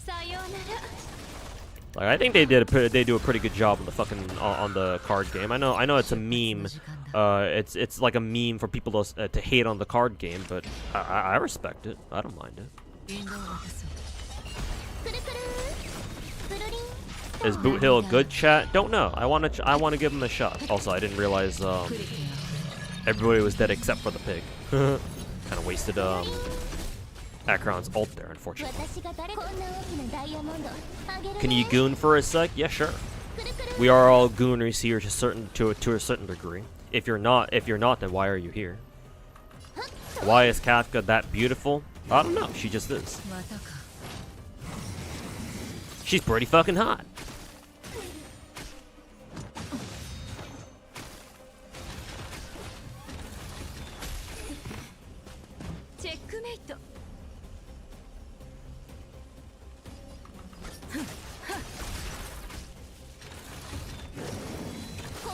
Yeah, I have legit no idea what gooning is. Gooning is just an internet slang meme term that came up somewhat recently.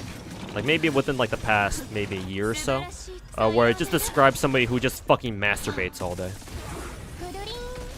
There might be a deeper meaning than that, but it's something like that for the most part. It's like, you're just a degenerate fucking coomer. You just jack off to you know, porn all day. Whether it be real porn or anime porn. Oh, and also it's also a unisex term. It applies to, at least as far as I've seen the term used, it's applied to both girls and guys alike, and of course everybody in between.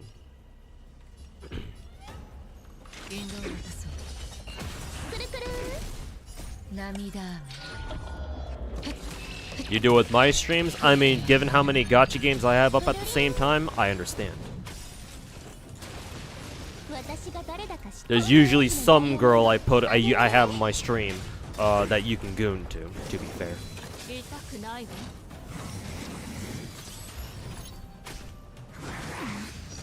Goon is also Aussie slang for boxed wine. Awkward.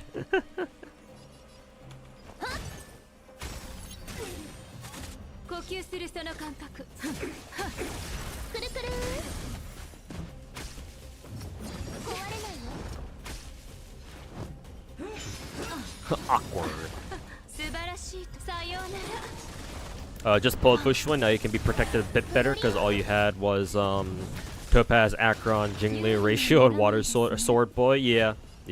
Bushwind should be a big help there for sure. Give your team a little bit more sustain, of sustain at least. And hey, 12% crit rate. That's always nice.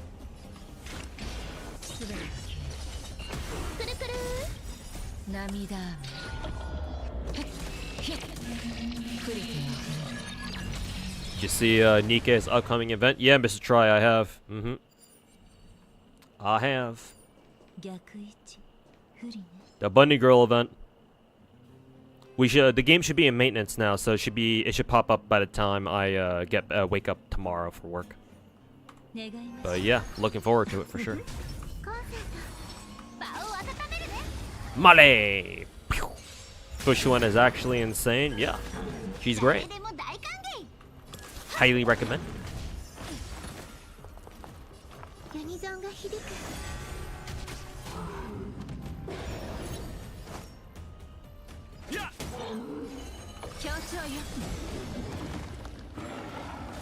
Damn, the monkey died already? Holy fuck.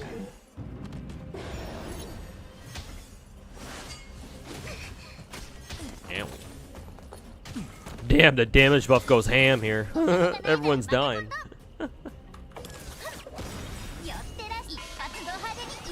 You love Soda so much? Yeah, I like Soda a lot. Huge fucking titties. And she's quite she's got quite the personality too.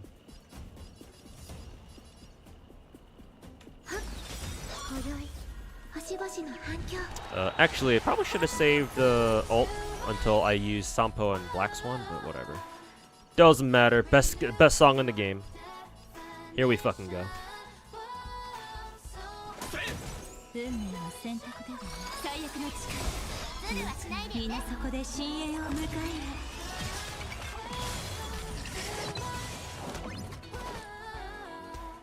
Playing BA and Nikke is such a mood whenever you hear soda. And then Aruna crawls out of your phone asking you where you've been. Sensei, where have you been?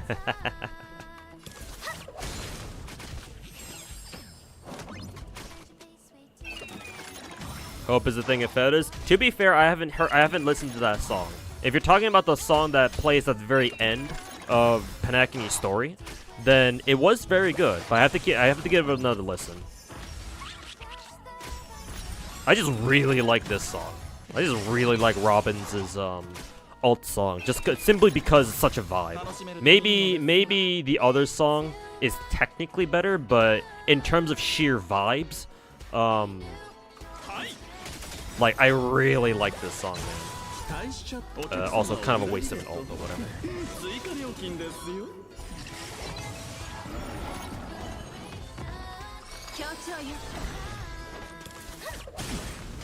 Fuck. Black Swan is absurd here. Why would you not use it here? But yeah, she's quite strong here.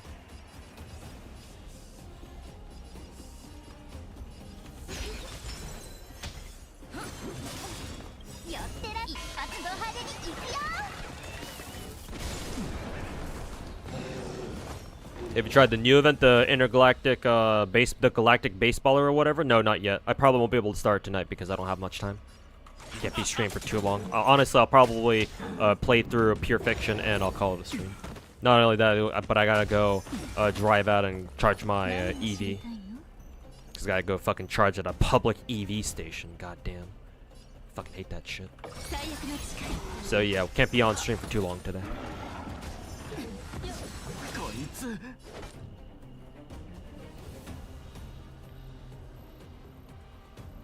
We need like a proper like robot. Well, you mean like in the sense like of like the Intellitron people in a Star Rail? Because Intellitrons I think are legit robots, are they not? And besides, Skrullum eventually will be a playable character, I believe, right? So hey, if Skrullum can become playable, then perhaps one day we'll get like a female Skrullum or something. I don't know. One day. Let's see who's up next.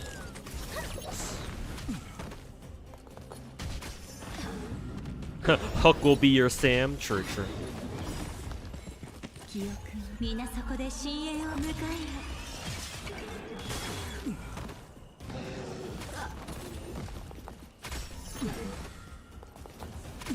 Yeah, the Arcana buffs are fucking ridiculous. Ow. Everyone's dying.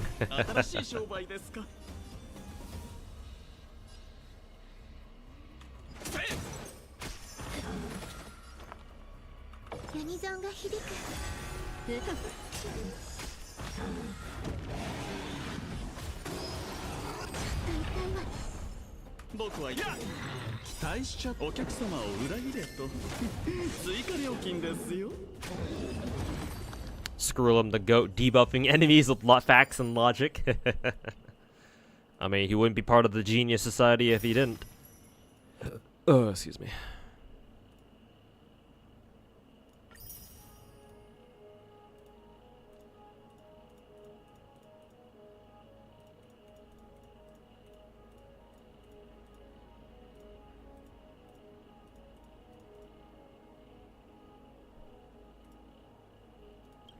Okay, let's give Pure Fiction 4 a try. Let's see here. Alright, against an enemy Kafka, huh? Interesting.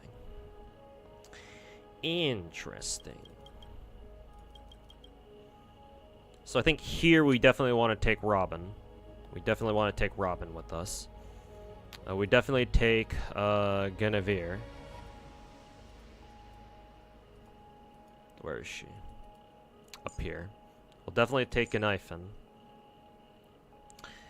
Now the question is, who else do we want to bring? Do we actually want to bring Boothill in here? Probably not. Yeah, probably not. We still want to bring AoEs for the most part. Yeah, it sucks that nobody here is weak to ice. Maybe we bring Herta for this one, just because. Yeah, sure, we'll bring Herta.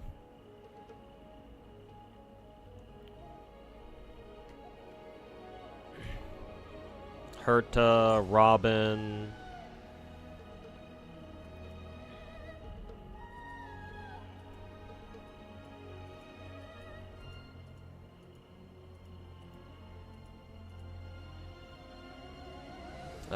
Himeko maybe? We'll give this a shot. I don't know how well this will work out. And we only have one Nihility character here, so yeah, first half is definitely going to be a weaker team. So second half is going to have to pick up the slack.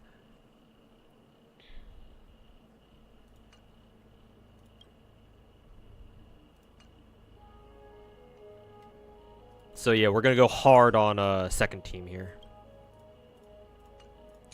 So Black Swan, Kafka.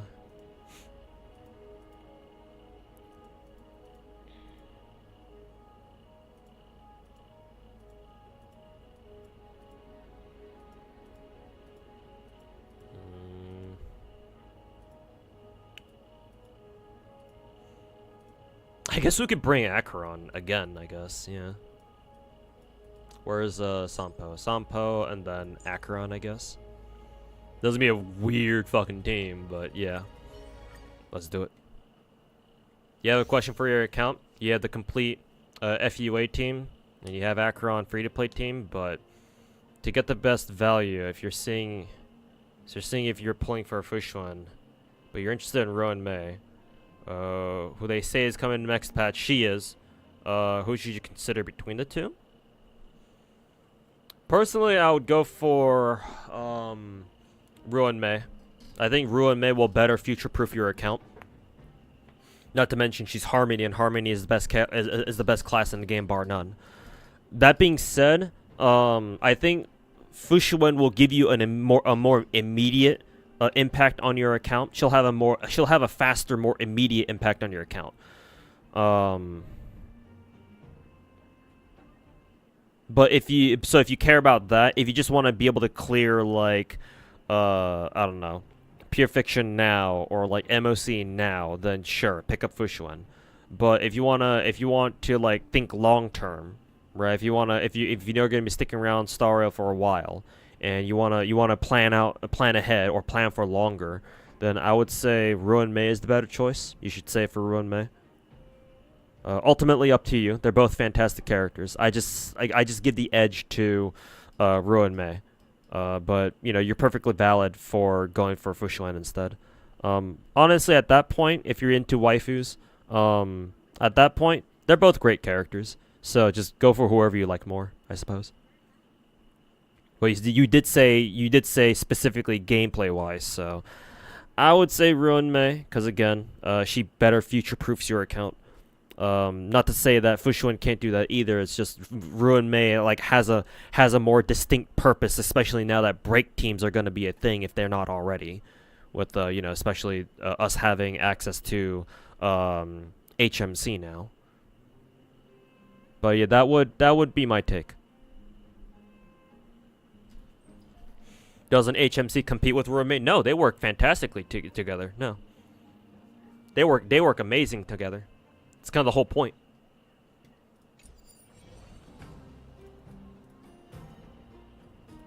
No, they don't really compete with each other at all.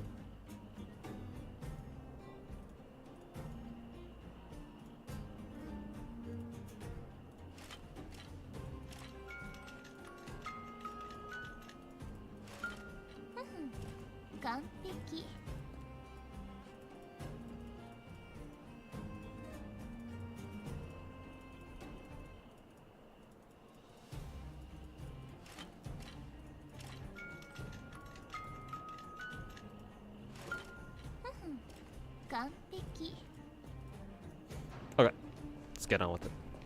Hey Rydia, how's it going, man? Week 3 of being unemployed, just starting just waiting your start date in about 3 weeks time. Oh, you're gonna pick up another job? Yeah, just enjoy your free time while it lasts, man. Definitely don't take it for granted, man. Cause hell, even though I'm employed now, holy fucking shit, I miss my life, my unemployed bum life. Thoughts on Wuwa after a week? It gets better. The more you understand the combat, the better the game gets. Also, I'm acclimating to the game's exploration style, so that's nice. So it's definitely, my opinion of it has definitely gone up significantly ever since like the first couple of days. I still wouldn't rate it higher than Genshin, but at this point, I think I'll just stop comparing it to Genshin. Now that I actually know I like the game a good deal itself for its own merits. So yeah, I'm enjoying Wuwa. Especially now that I'm in the leveling characters up phase, like the serious character leveling phase. Because I recently hit UL 30, so now that means I can get my characters to level 60 now. So that'll be fun. Have you managed to get platinum any of the bosses? No, but I think it's because I didn't use any of the food buffs. Because like they give you they put like a fucking cooking pot right in front of you right before each boss. So I'm assuming what they want you to do in order to get plat is to like spam food buffs and then get like a fucking 90-second kill or something. Like I didn't really bother with that, so no, I didn't get plat in any of the bosses.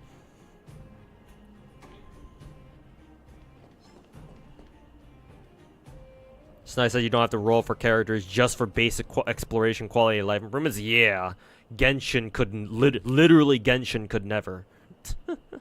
Yeah, every character has universal movement mechanics, yeah. And that's fantastic. You should keep purple relics until Union level 40, until you get gold. Because gold level materials is very expensive. Yeah, I haven't really gotten rid of all my relic. I haven't gotten rid of any echoes yet.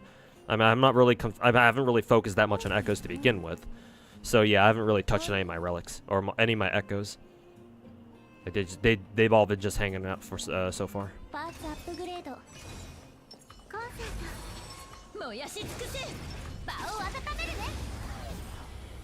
Slam.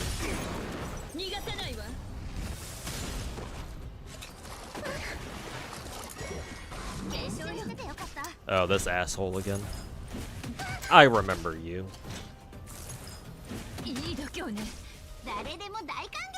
I fucking remember you.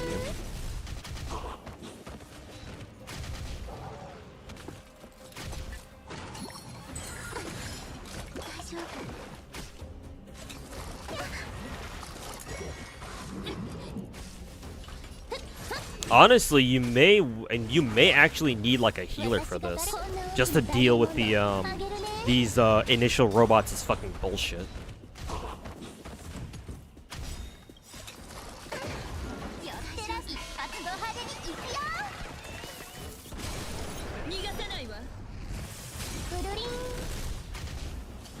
Ooh, almost.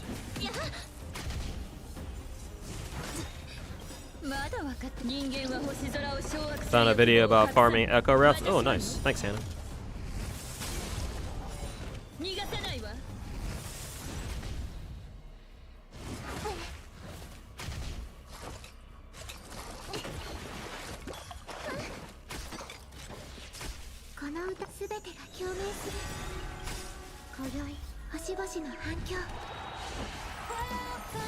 Yeah, it really feels like having a sustain here would be really nice.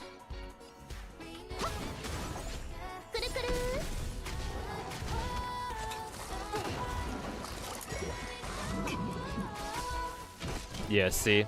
They have so many debuffs on them now that Himeko is gonna die next turn. Let's see. We'll use this one right here. We'll use Himeko's skill, because, obviously. Yeah, so... Herta's already dead. Himeko will be dead next turn. Yeah, Ginaifin's already dead, yeah.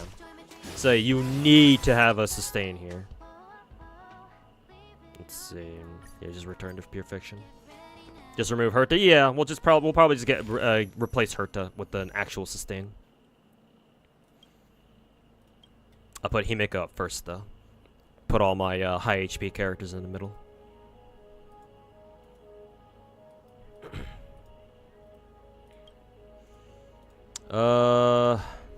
I kind of want to use Gallagher, but then again, like we kind of need an AOE healer.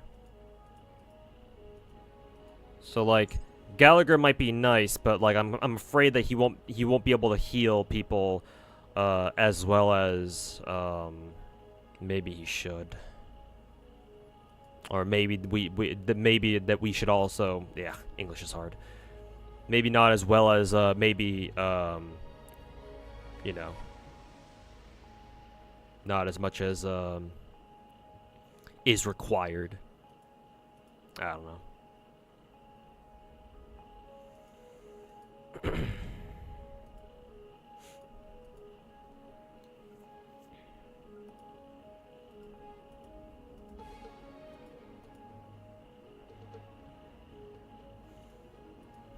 Not to mention my Gallagher isn't E2, so he still doesn't have his debuff cleanse. So yeah, and I'm thinking I switch his ass to somebody else then.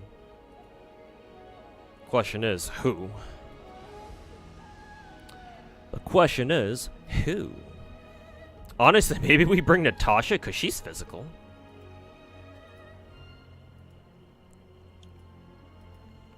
Nah, probably Luocha. I think Luocha is probably our best pick here, or our best choice here.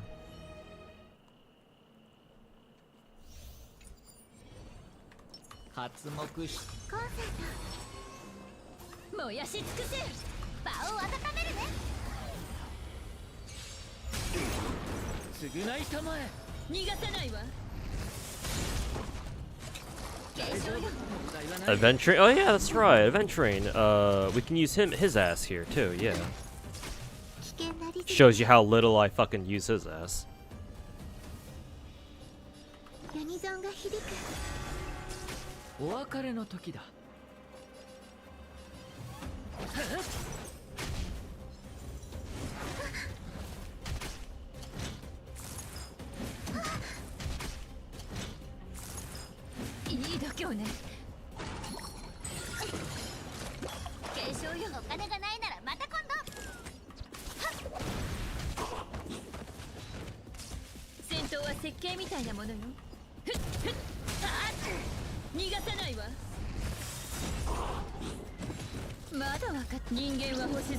Luocha, always the GOAT. I wonder if we'll ever meet Otto again. I don't know. I'm not a I am not a Honkai Impact head, so I do not know. Your guess is probably better than mine.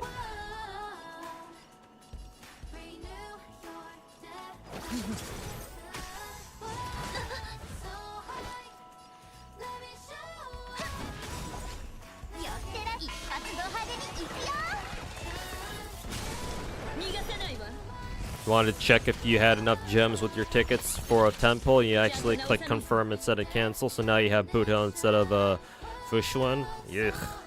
Well, hopefully it was at least an early 5-star. If not, if you were saving your pity for Fushuan, then oof, that sucks. You should have done that on Fushuan's banner actually.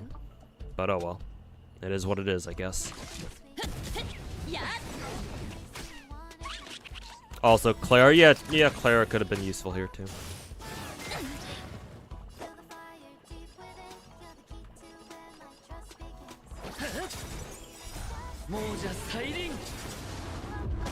You still call him Auto. To be fair, even though I don't really know Honkai Impact very well, I'll probably still recognize who you're talking about, even if you call him Auto.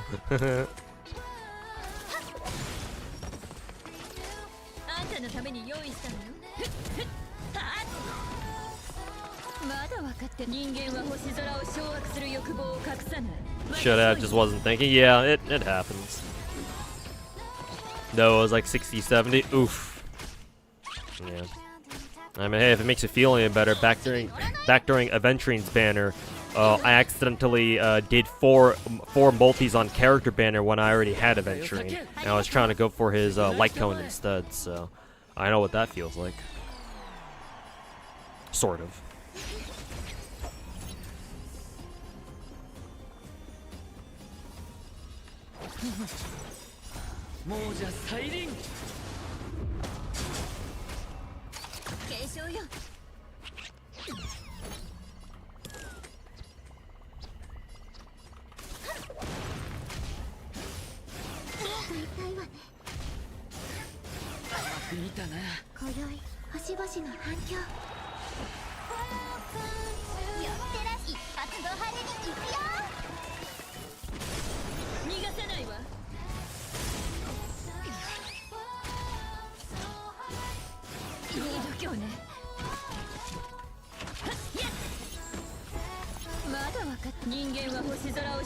You got a favorite waifu in Star Rail? Bronya. Ever since the beginning of the game.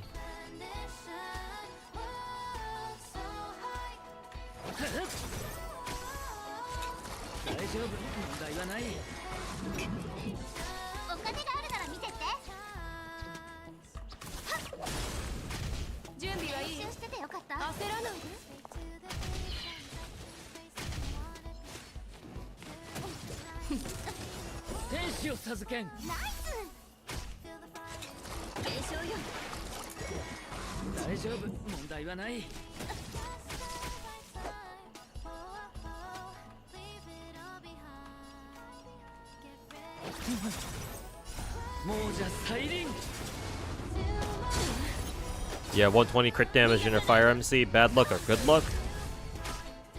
Maybe a little bit of both.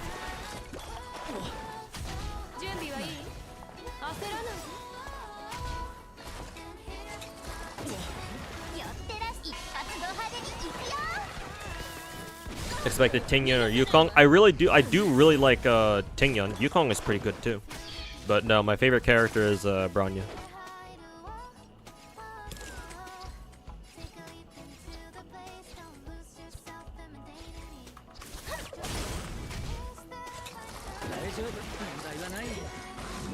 Oh dear, we have 3 of these motherfuckers on field at the same time.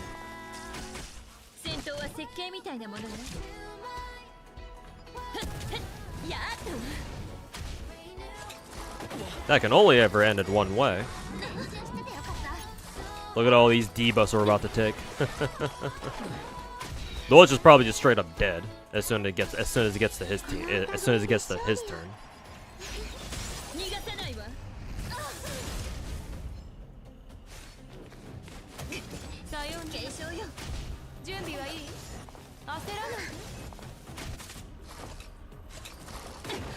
Oh yeah, look at all these debuffs.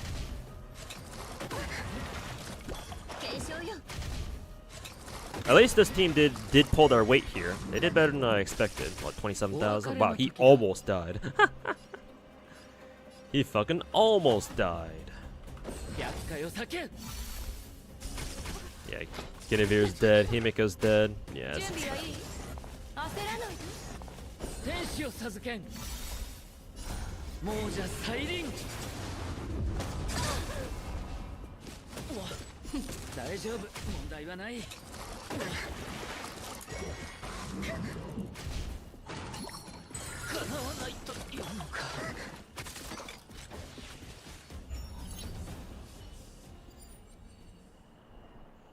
Alright, we'll just have second half carry everybody here then. Let's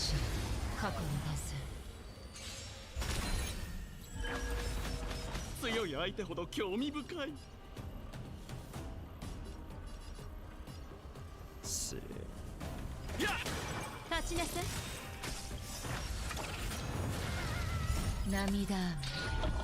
Is that your dailies these days? Just make blue apples and log out? Yeah, if there's not currently an event going on, pretty much. Pretty much.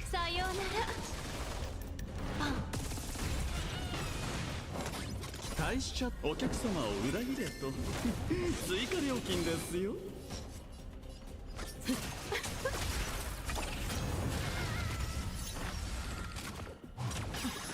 記憶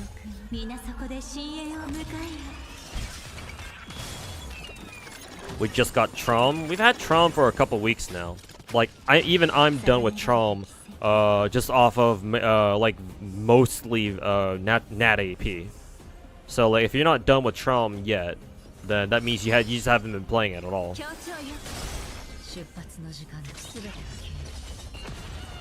Best dailies ever. I know, right? Literally single click, like double click dailies.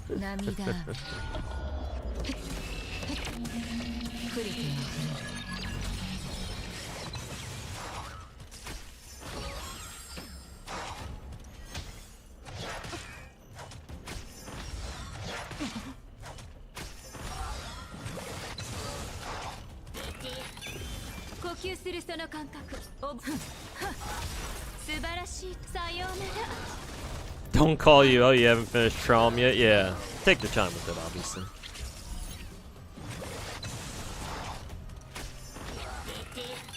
Nobody's judging you for being slow, I promise.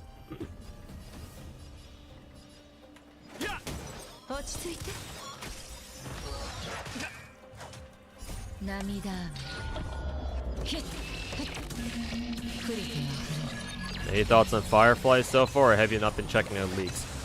It appears that the beta testing for Firefly is very volatile, or it was very volatile, because like I kept seeing Razor Languages tweets saying that, oh, she's really bad, or now she's buffed, and then now she's really bad again, now she's buffed again. So like I don't really know what to make of it. So no fucking clue. I could maybe take a look at her kit, which they still technically haven't done yet, to see exactly what's going on.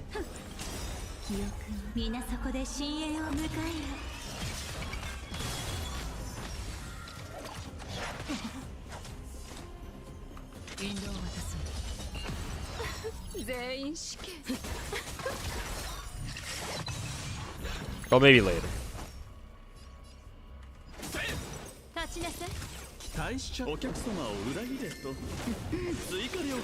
You're obliged to read story. Nice. Yeah, if you're reading through story, then yeah, obviously you have an excuse.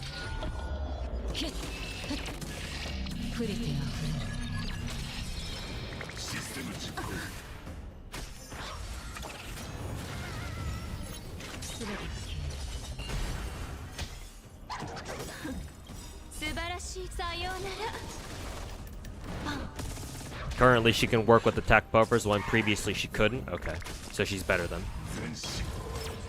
Oh boy, this motherfucker. I sure do love the grabby hands.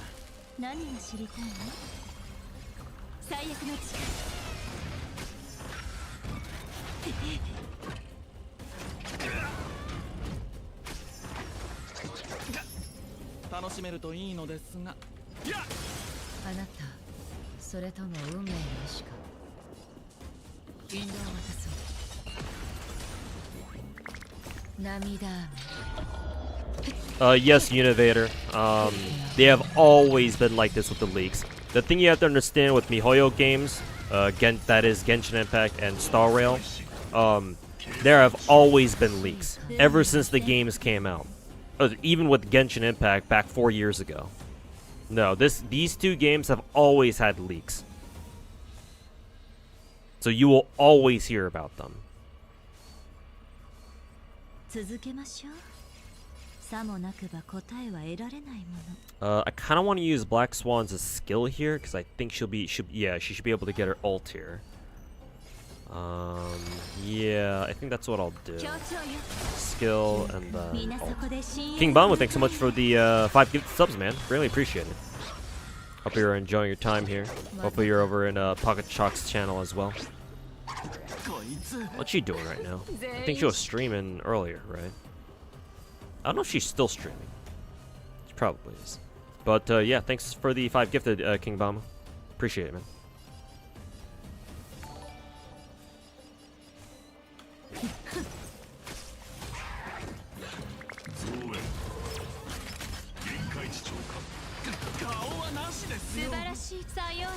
Alright, and that should get us our 20,000 points here. Or 60,000 points here. There we go. Mission accomplished.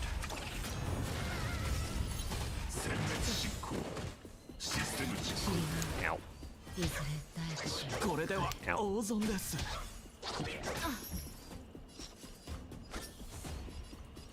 Oh, that's funny. Savarog, we would have been able to kill Savarog, but he's still at 1% HP or something.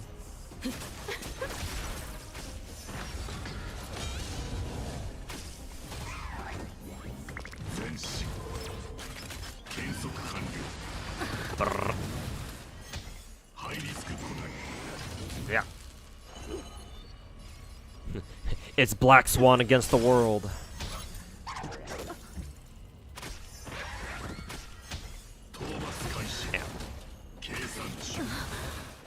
Oh, that's funny. If you have a character who's grabby hand who got grabbed, and your last character without the grab character dies, then the character who got grabbed goes back out again. That's funny.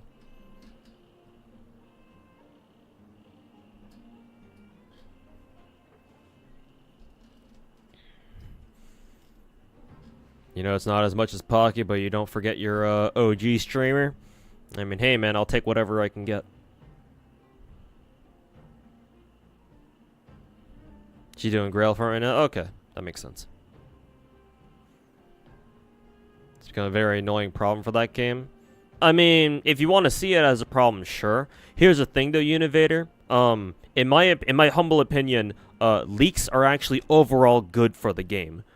Or at least for the players anyway. Maybe not so much for the developers, but you know, they can go fuck themselves. Leaks are good for, at least in this case, they're good because what they do is they help free-to-play players plan ahead. Because in gacha games, right?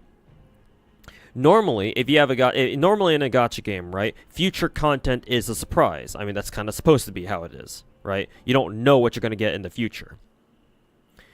So when, you know, new content shows up, everyone's like, oh my god, it's new content, right? However, gacha games are different. Because in gacha games, right, characters are the content that gets paywalled by, you know, content updates, right? If you want new characters, you have, most of the time, you have to go to the gacha in order to roll them, right? It's not like you get them for free, at least not a lot of them. Right? Maybe you get some of the lower rarity characters for free, sure, just to start you out on. Or just to, you know, help you get started. But after that, you're on your own, right? It's basically you and your luck, or your, you know, ability to save to guarantee a character or something. From there on out, that gets you more characters. So because of that gacha mechanic, I think that leaks are actually overall a good thing. Because that way, not only do players know of who's going to show up, but also how good they are. So if you want to roll for meta, which, I mean, if you want to do that, that's fine. It's up to you. And to be fair, a lot of people do care about meta and stuff and how good a character is, right? Because it kind of feels bad knowing that you rolled for a character who ended up not really being that good, right? So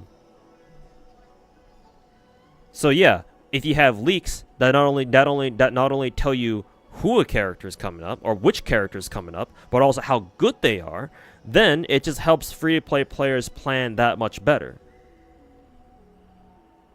So overall, it's a good thing, in my opinion. Obviously, you know, people can abuse that by, you know, doing all sorts of things. I can go on and on about why leaks can be bad. Or how people have abused leaks for the to the detriment of the community. But overall, if they're handled well, and if you know if you know how to manage like leaks that you see out of Twitter or something, then yes, they are overall a good thing because they help you plan for the future, which is something you're not really supposed to be able to do in a gacha game.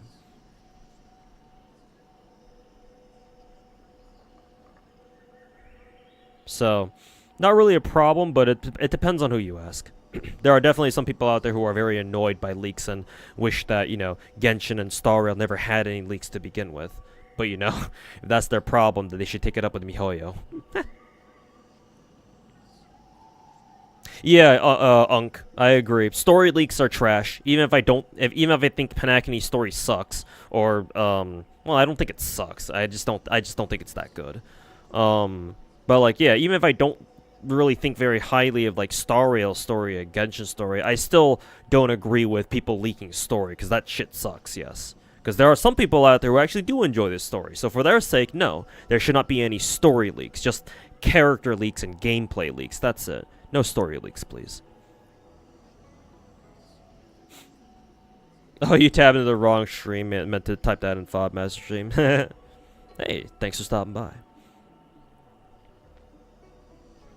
Think story leaks are pretty easy to avoid. Just don't use Twitter. I mean, that's kind of hard to do. Oh, also, you're not getting the full picture, Vince Spirit. We're not talking about like, oh, you know, when a new story chapter's out, oh, just avoid social media until you actually play it yourself. No, we're talking about actual story leaks where people have leaked like the script for a story chapter, like a patch before it even comes out. Like about those leaks, you can't really do anything about. Those kinds of story leaks, like you can't exactly tell people just to avoid Twitter, right? Because like how is it their fault at that point? How do you feel about global games, global gacha synchronizing with the JP versions? That should have been the case from the very fucking beginning. Like, why is NAFGO still 2 years behind JP? What the fuck? No wonder we were talking about how FGO was falling behind. Holy fucking shit, bro. Like, we should at least be only 1 year behind, not fucking 2. What is this, 2017? So yes, I do think that that gacha games should have synchronized global releases. Ideally. Like, I'm okay with, like, for example, Arknights or, like, Blue Archive being 6 months behind, or maybe up to a year behind, that's fine. But 2 years or more? Or, like, more than a year? Yeah, fuck that shit.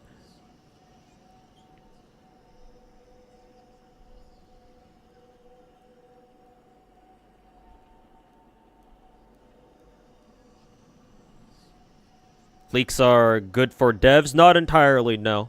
No.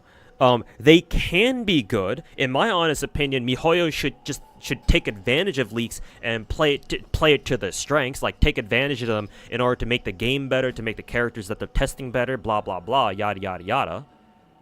Right?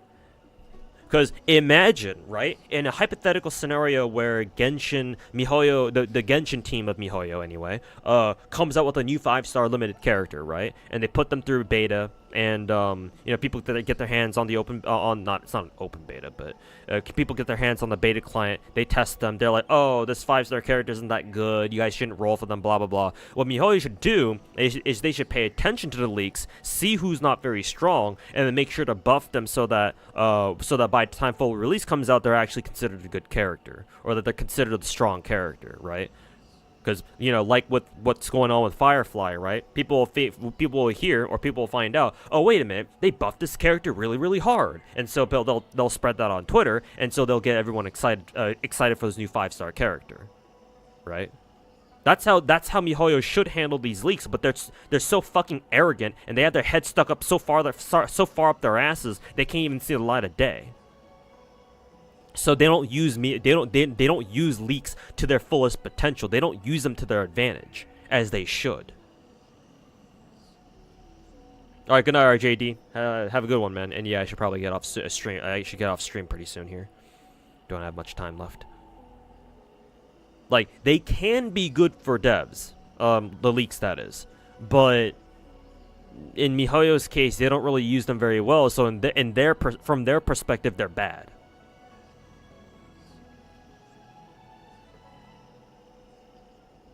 And so for as long as they treat them that way, then yes, leaks will always be bad in their eyes. It's just, I think they're going about it the wrong way. I mean, barring you know, them not making public beta clients public, like, they should really have their own in-house testing beta testing team. I don't know why they don't have something like that. Maybe they do, but like, if they do, then like, why do they still let like any random fucking motherfucker sign up for their you know, future, like, their, you know, beta testing clients, right? The PTRs or whatever for future content. Like, who the fuck? Why is that still a thing even? Ugh.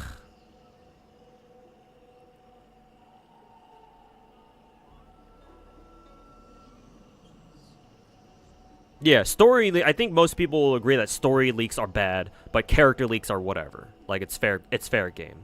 Yeah, I think that's a reasonable take to have.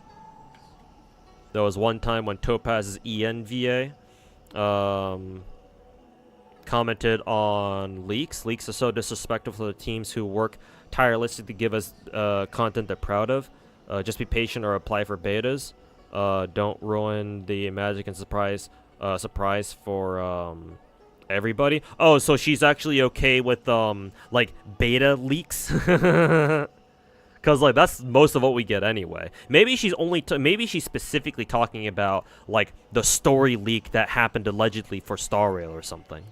Maybe that's what she's talking about. Cause if she thinks that beta leaks are okay, then like that's most of what we're getting anyway. So if she's okay with that, then she's actually only talking about the leaks that are like the story leaks, for example. But it's MiHoYo, and you know she's getting hired by them, so yeah, obviously she can't say anything inflammatory.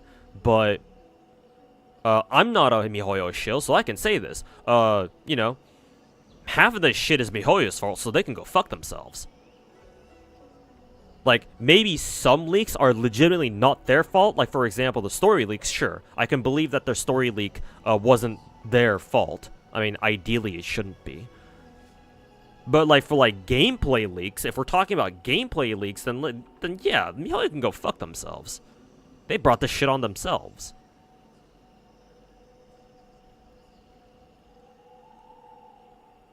Yeah, because, like, if you recognize that you can't do anything to handle the leaks, I mean, MiHoYo conceded this years ago, back when they started doing their whole drip marketing on Twitter.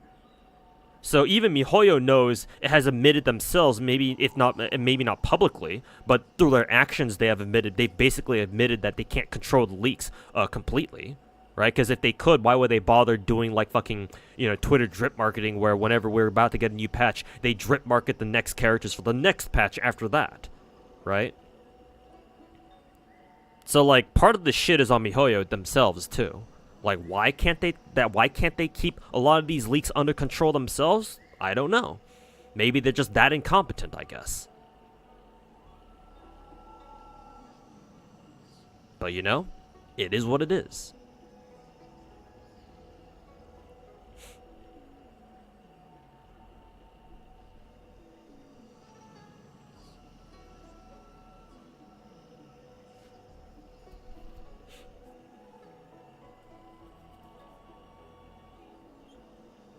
Happens with age. Can't keep your leaks under control. Ooh, got him. And technically that wouldn't be true though, because ever since the beginning of Genshin, people have been leaking all sorts of shit, because, you know, popular game. So technically that's not true, but still a funny joke. It's still funny.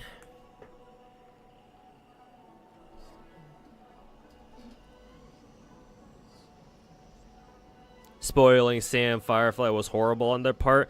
I mean, to be fair, you kind of need to be like, dare I say, nah, I probably shouldn't go that far. But like, bro, all I'm gonna say is that if you didn't have a suspicion that Firefly and Sam were like related to each other in some way, like, bro, I don't know what to tell you. Like, it felt pretty obvious to me. I don't know about you. Pretty sure a lot of people were like, oh yeah, there's something going on with Sam and Firefly. They're, you know, could they be the same person? Who knows? Ayaka was leaked even before the game release. Well, yeah, because she was part of the one of the closed betas, or like during the closed betas for Genshin. Yeah, like you can look up like closed beta Genshin Ayaka footage on YouTube, and there should be a video showing what Ayaka was like during beta. I mean, she was mostly the same. The UI looked a lot different though. But yeah, we knew about Ayaka. Matter of fact, that wasn't even a leak technically. Yeah, because again, she was part of the closed betas for Genshin. Matter of fact, everybody knew about Ayaka to the point where there was at one point there was this rumor that there was this false rumor that you could get a free Ayaka at level 42 or at AR 42 as a meme.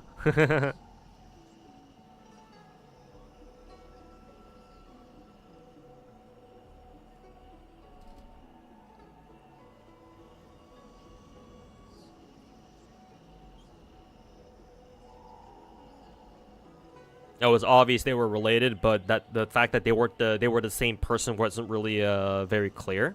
I mean, to be fair, if you haven't watched any of Firefly's gameplay so far, any of her elite gameplay so far, the Firefly splash art wouldn't really suggest that they're the same person either, because you still see Sam standing behind Firefly.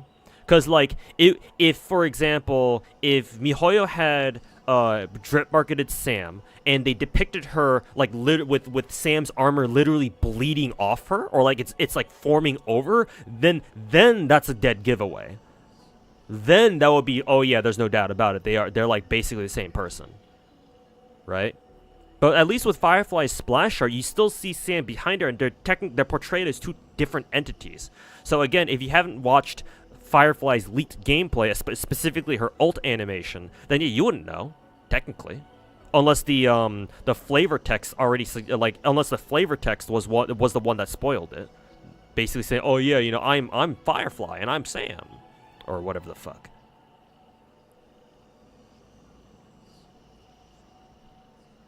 Don't know why there were people who thought they would give Ayaka. Well, because it's Genshin, and you know, a lot of people out there are gullible. It's either they're gullible or you know, hey, you might as well believe in a free Ayaka because, you know, what if it's actually true? Obviously it wasn't, but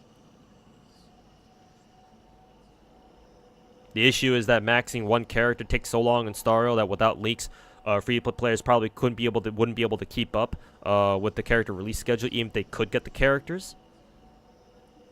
Without the leaks, free-to-play players probably couldn't keep up with the character release schedule even if they could get the characters.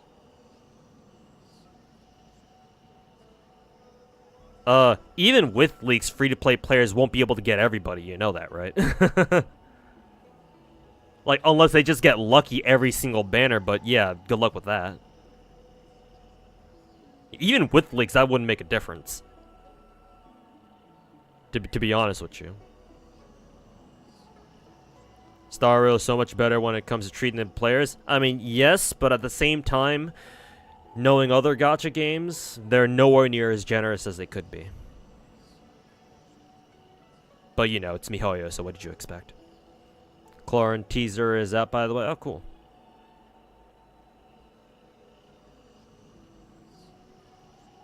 They gave free Ayaka during CBT, you think? Yeah, just for testing's sake, maybe.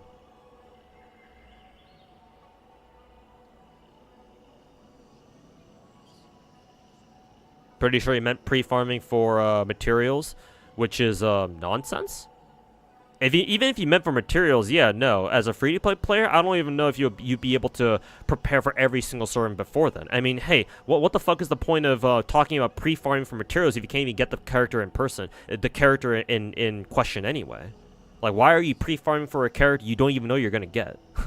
Like, hello? Okay, the flavor text does kind of give it away. Let me check. Let me see here, actually, then.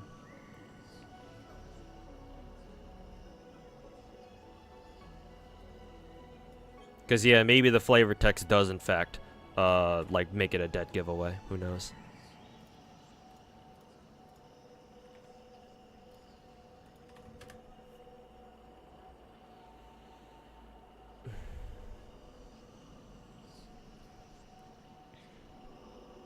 Oh yeah. The first sentence is the second paragraph. A member that, Celeron hunters and a young girl clad in the mechanical armor Sam. Yeah, that basically gives it away.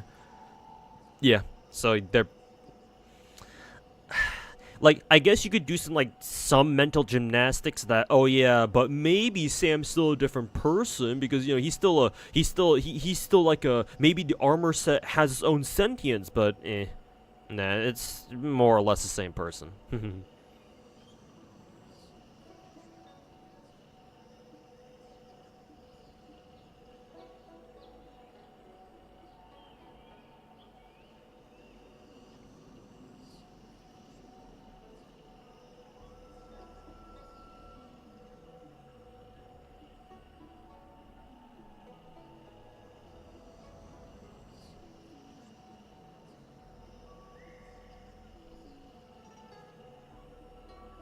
But no, you right. I would agree with you on that one.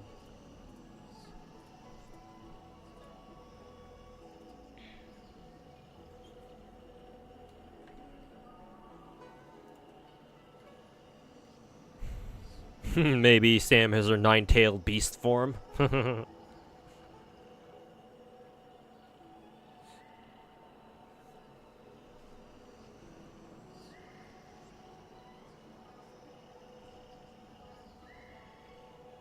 It's a case of wording. Yeah, maybe they didn't need to write that second paragraph. Maybe if they just left that out, it would have probably been, from a spoiler perspective, maybe that would have been better.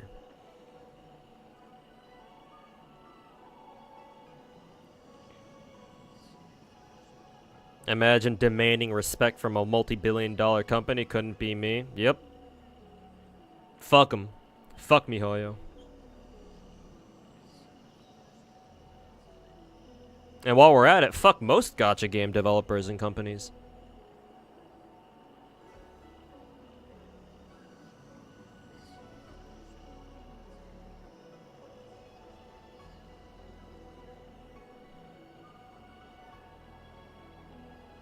Is 180 tickets good enough to get Firefly? I mean, you're guaranteeing yourself, yes.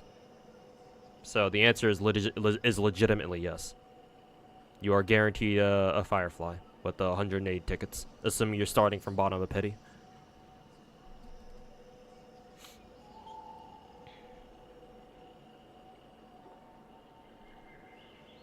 What do you mean, my sweet waifu, who's also is also that sick mecha kamen rider? And guess what? She's bum ass naked on inside her armor.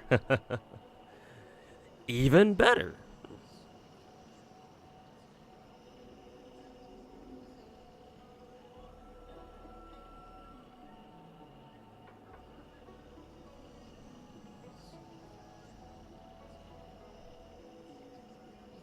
Xinyan is literally bugged? I don't think she's... I'm pretty sure she's not bugged. She just plays very weird. Like, the way you actually play her, at least optimally the way you play her, is very contrary to how she's intended to be built. Or how she's intended to be played. It's very weird. But she's not bugged, last I checked.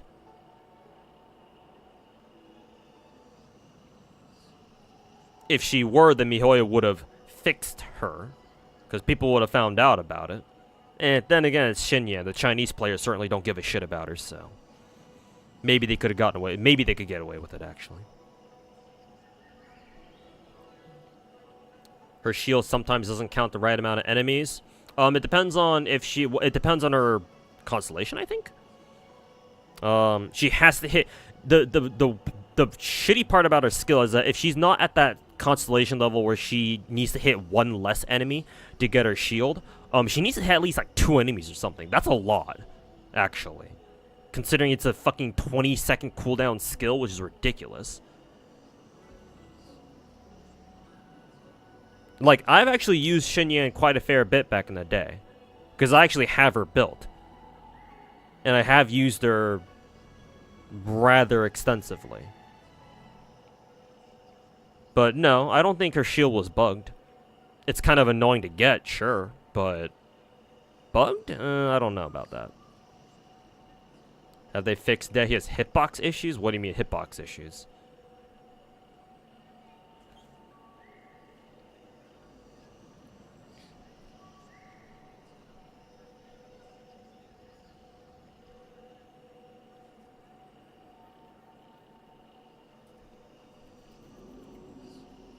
kind of bug did she have anyway? She didn't have any bugs. She wasn't bugged as far as I'm aware. She wasn't very strong. People think she's fucking useless. Most people have forgotten that she's even a character in that game. In Genshin. I haven't though.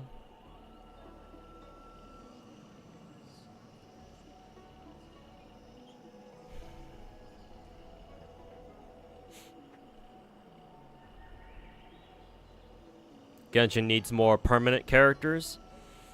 I'm half and half on that. Half and half on that.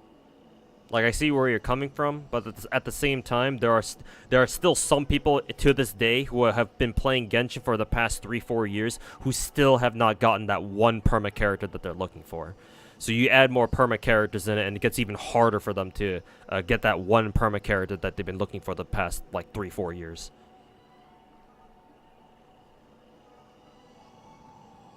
And there are people out there who do not want the perma pool in Genshin to be diluted any more than it has been. So I'm 50-50 on that one. I see both ways.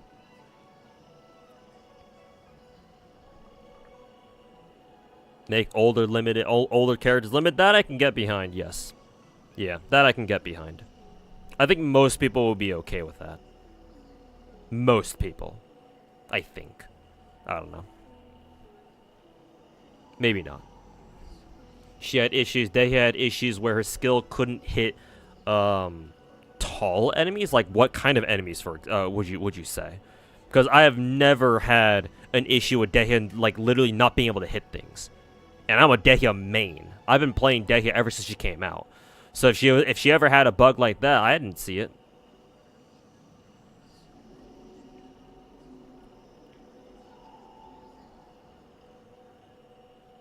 Her ult still misses Simon's totems? Who the fuck is Simon?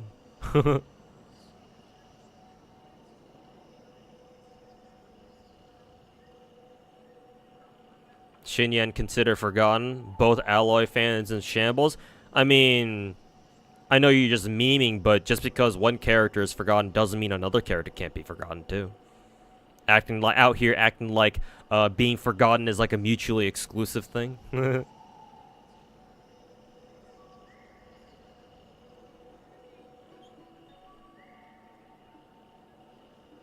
It's a burst, not a skill. Yes, I know, Vince Spirit. I didn't misread you. Yes, I'm thinking about a burst. Right, when she goes all fucking ora on people. Also, Simon is a desert robot who turns invisible sometimes? He actually has a name? Are you talking about the... Are you talking about the elite boss? Like, that dude? Or just the regular ass, like the normal enemy versions of like the desert robots? Because to be fair, I don't know if I've ever used Dehya against the elite boss version of the Invis Sumeru robots. Maybe I did once during Abyss. But yeah, I'm pretty sure I used Dehya during against that dude in like an Abyss cycle at some point, but I didn't feel any problems. Also, I think you're confusing you're confusing that quote bug as just like the boss probably loses its hurt box when it goes like invisible, maybe for like a split second or something. But even then, that shouldn't be the case, because like, I know for a fact that you can still damage the robot, the elite boss version of the robot, even when it goes invis, as long as you can track where it goes. But no, I've never had an issue with Dehya like not being able to hurt things, or like not being able to damage things while she's ulted.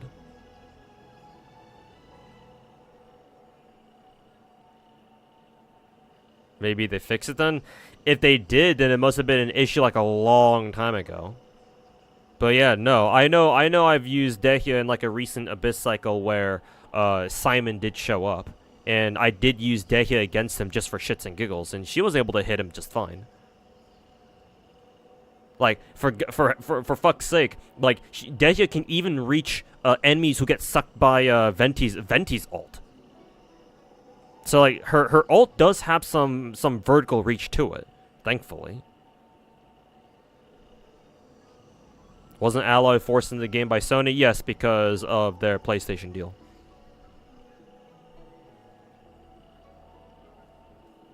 He meant Azamon the boss. Now you just now that just reminds me of Asmongold. Is Asmongold finally playing Genshin Impact?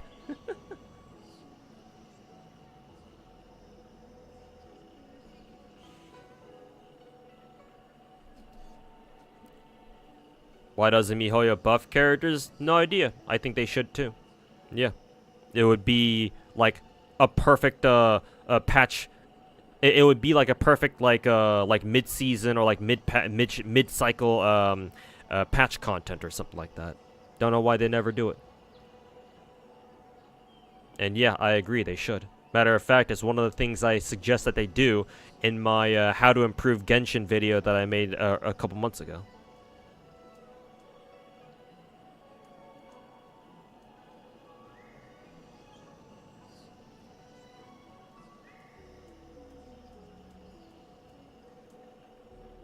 Level 100 is the buff copium. Yeah, true.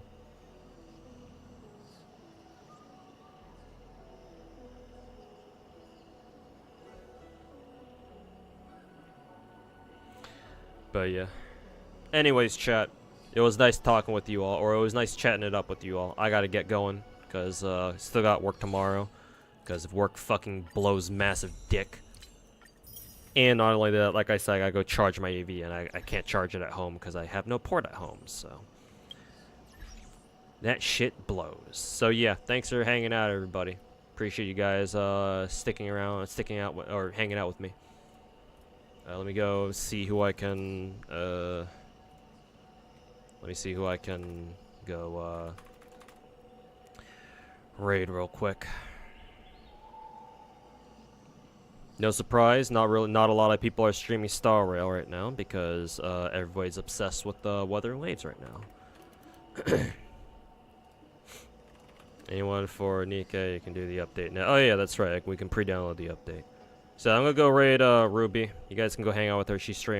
I'm sure she's streaming boothill rolls. Not sure how much she's gonna be doing, but you know, it is what it is. Anyways, hang out with her and her chat. But yeah, have a good one, everybody. Peace.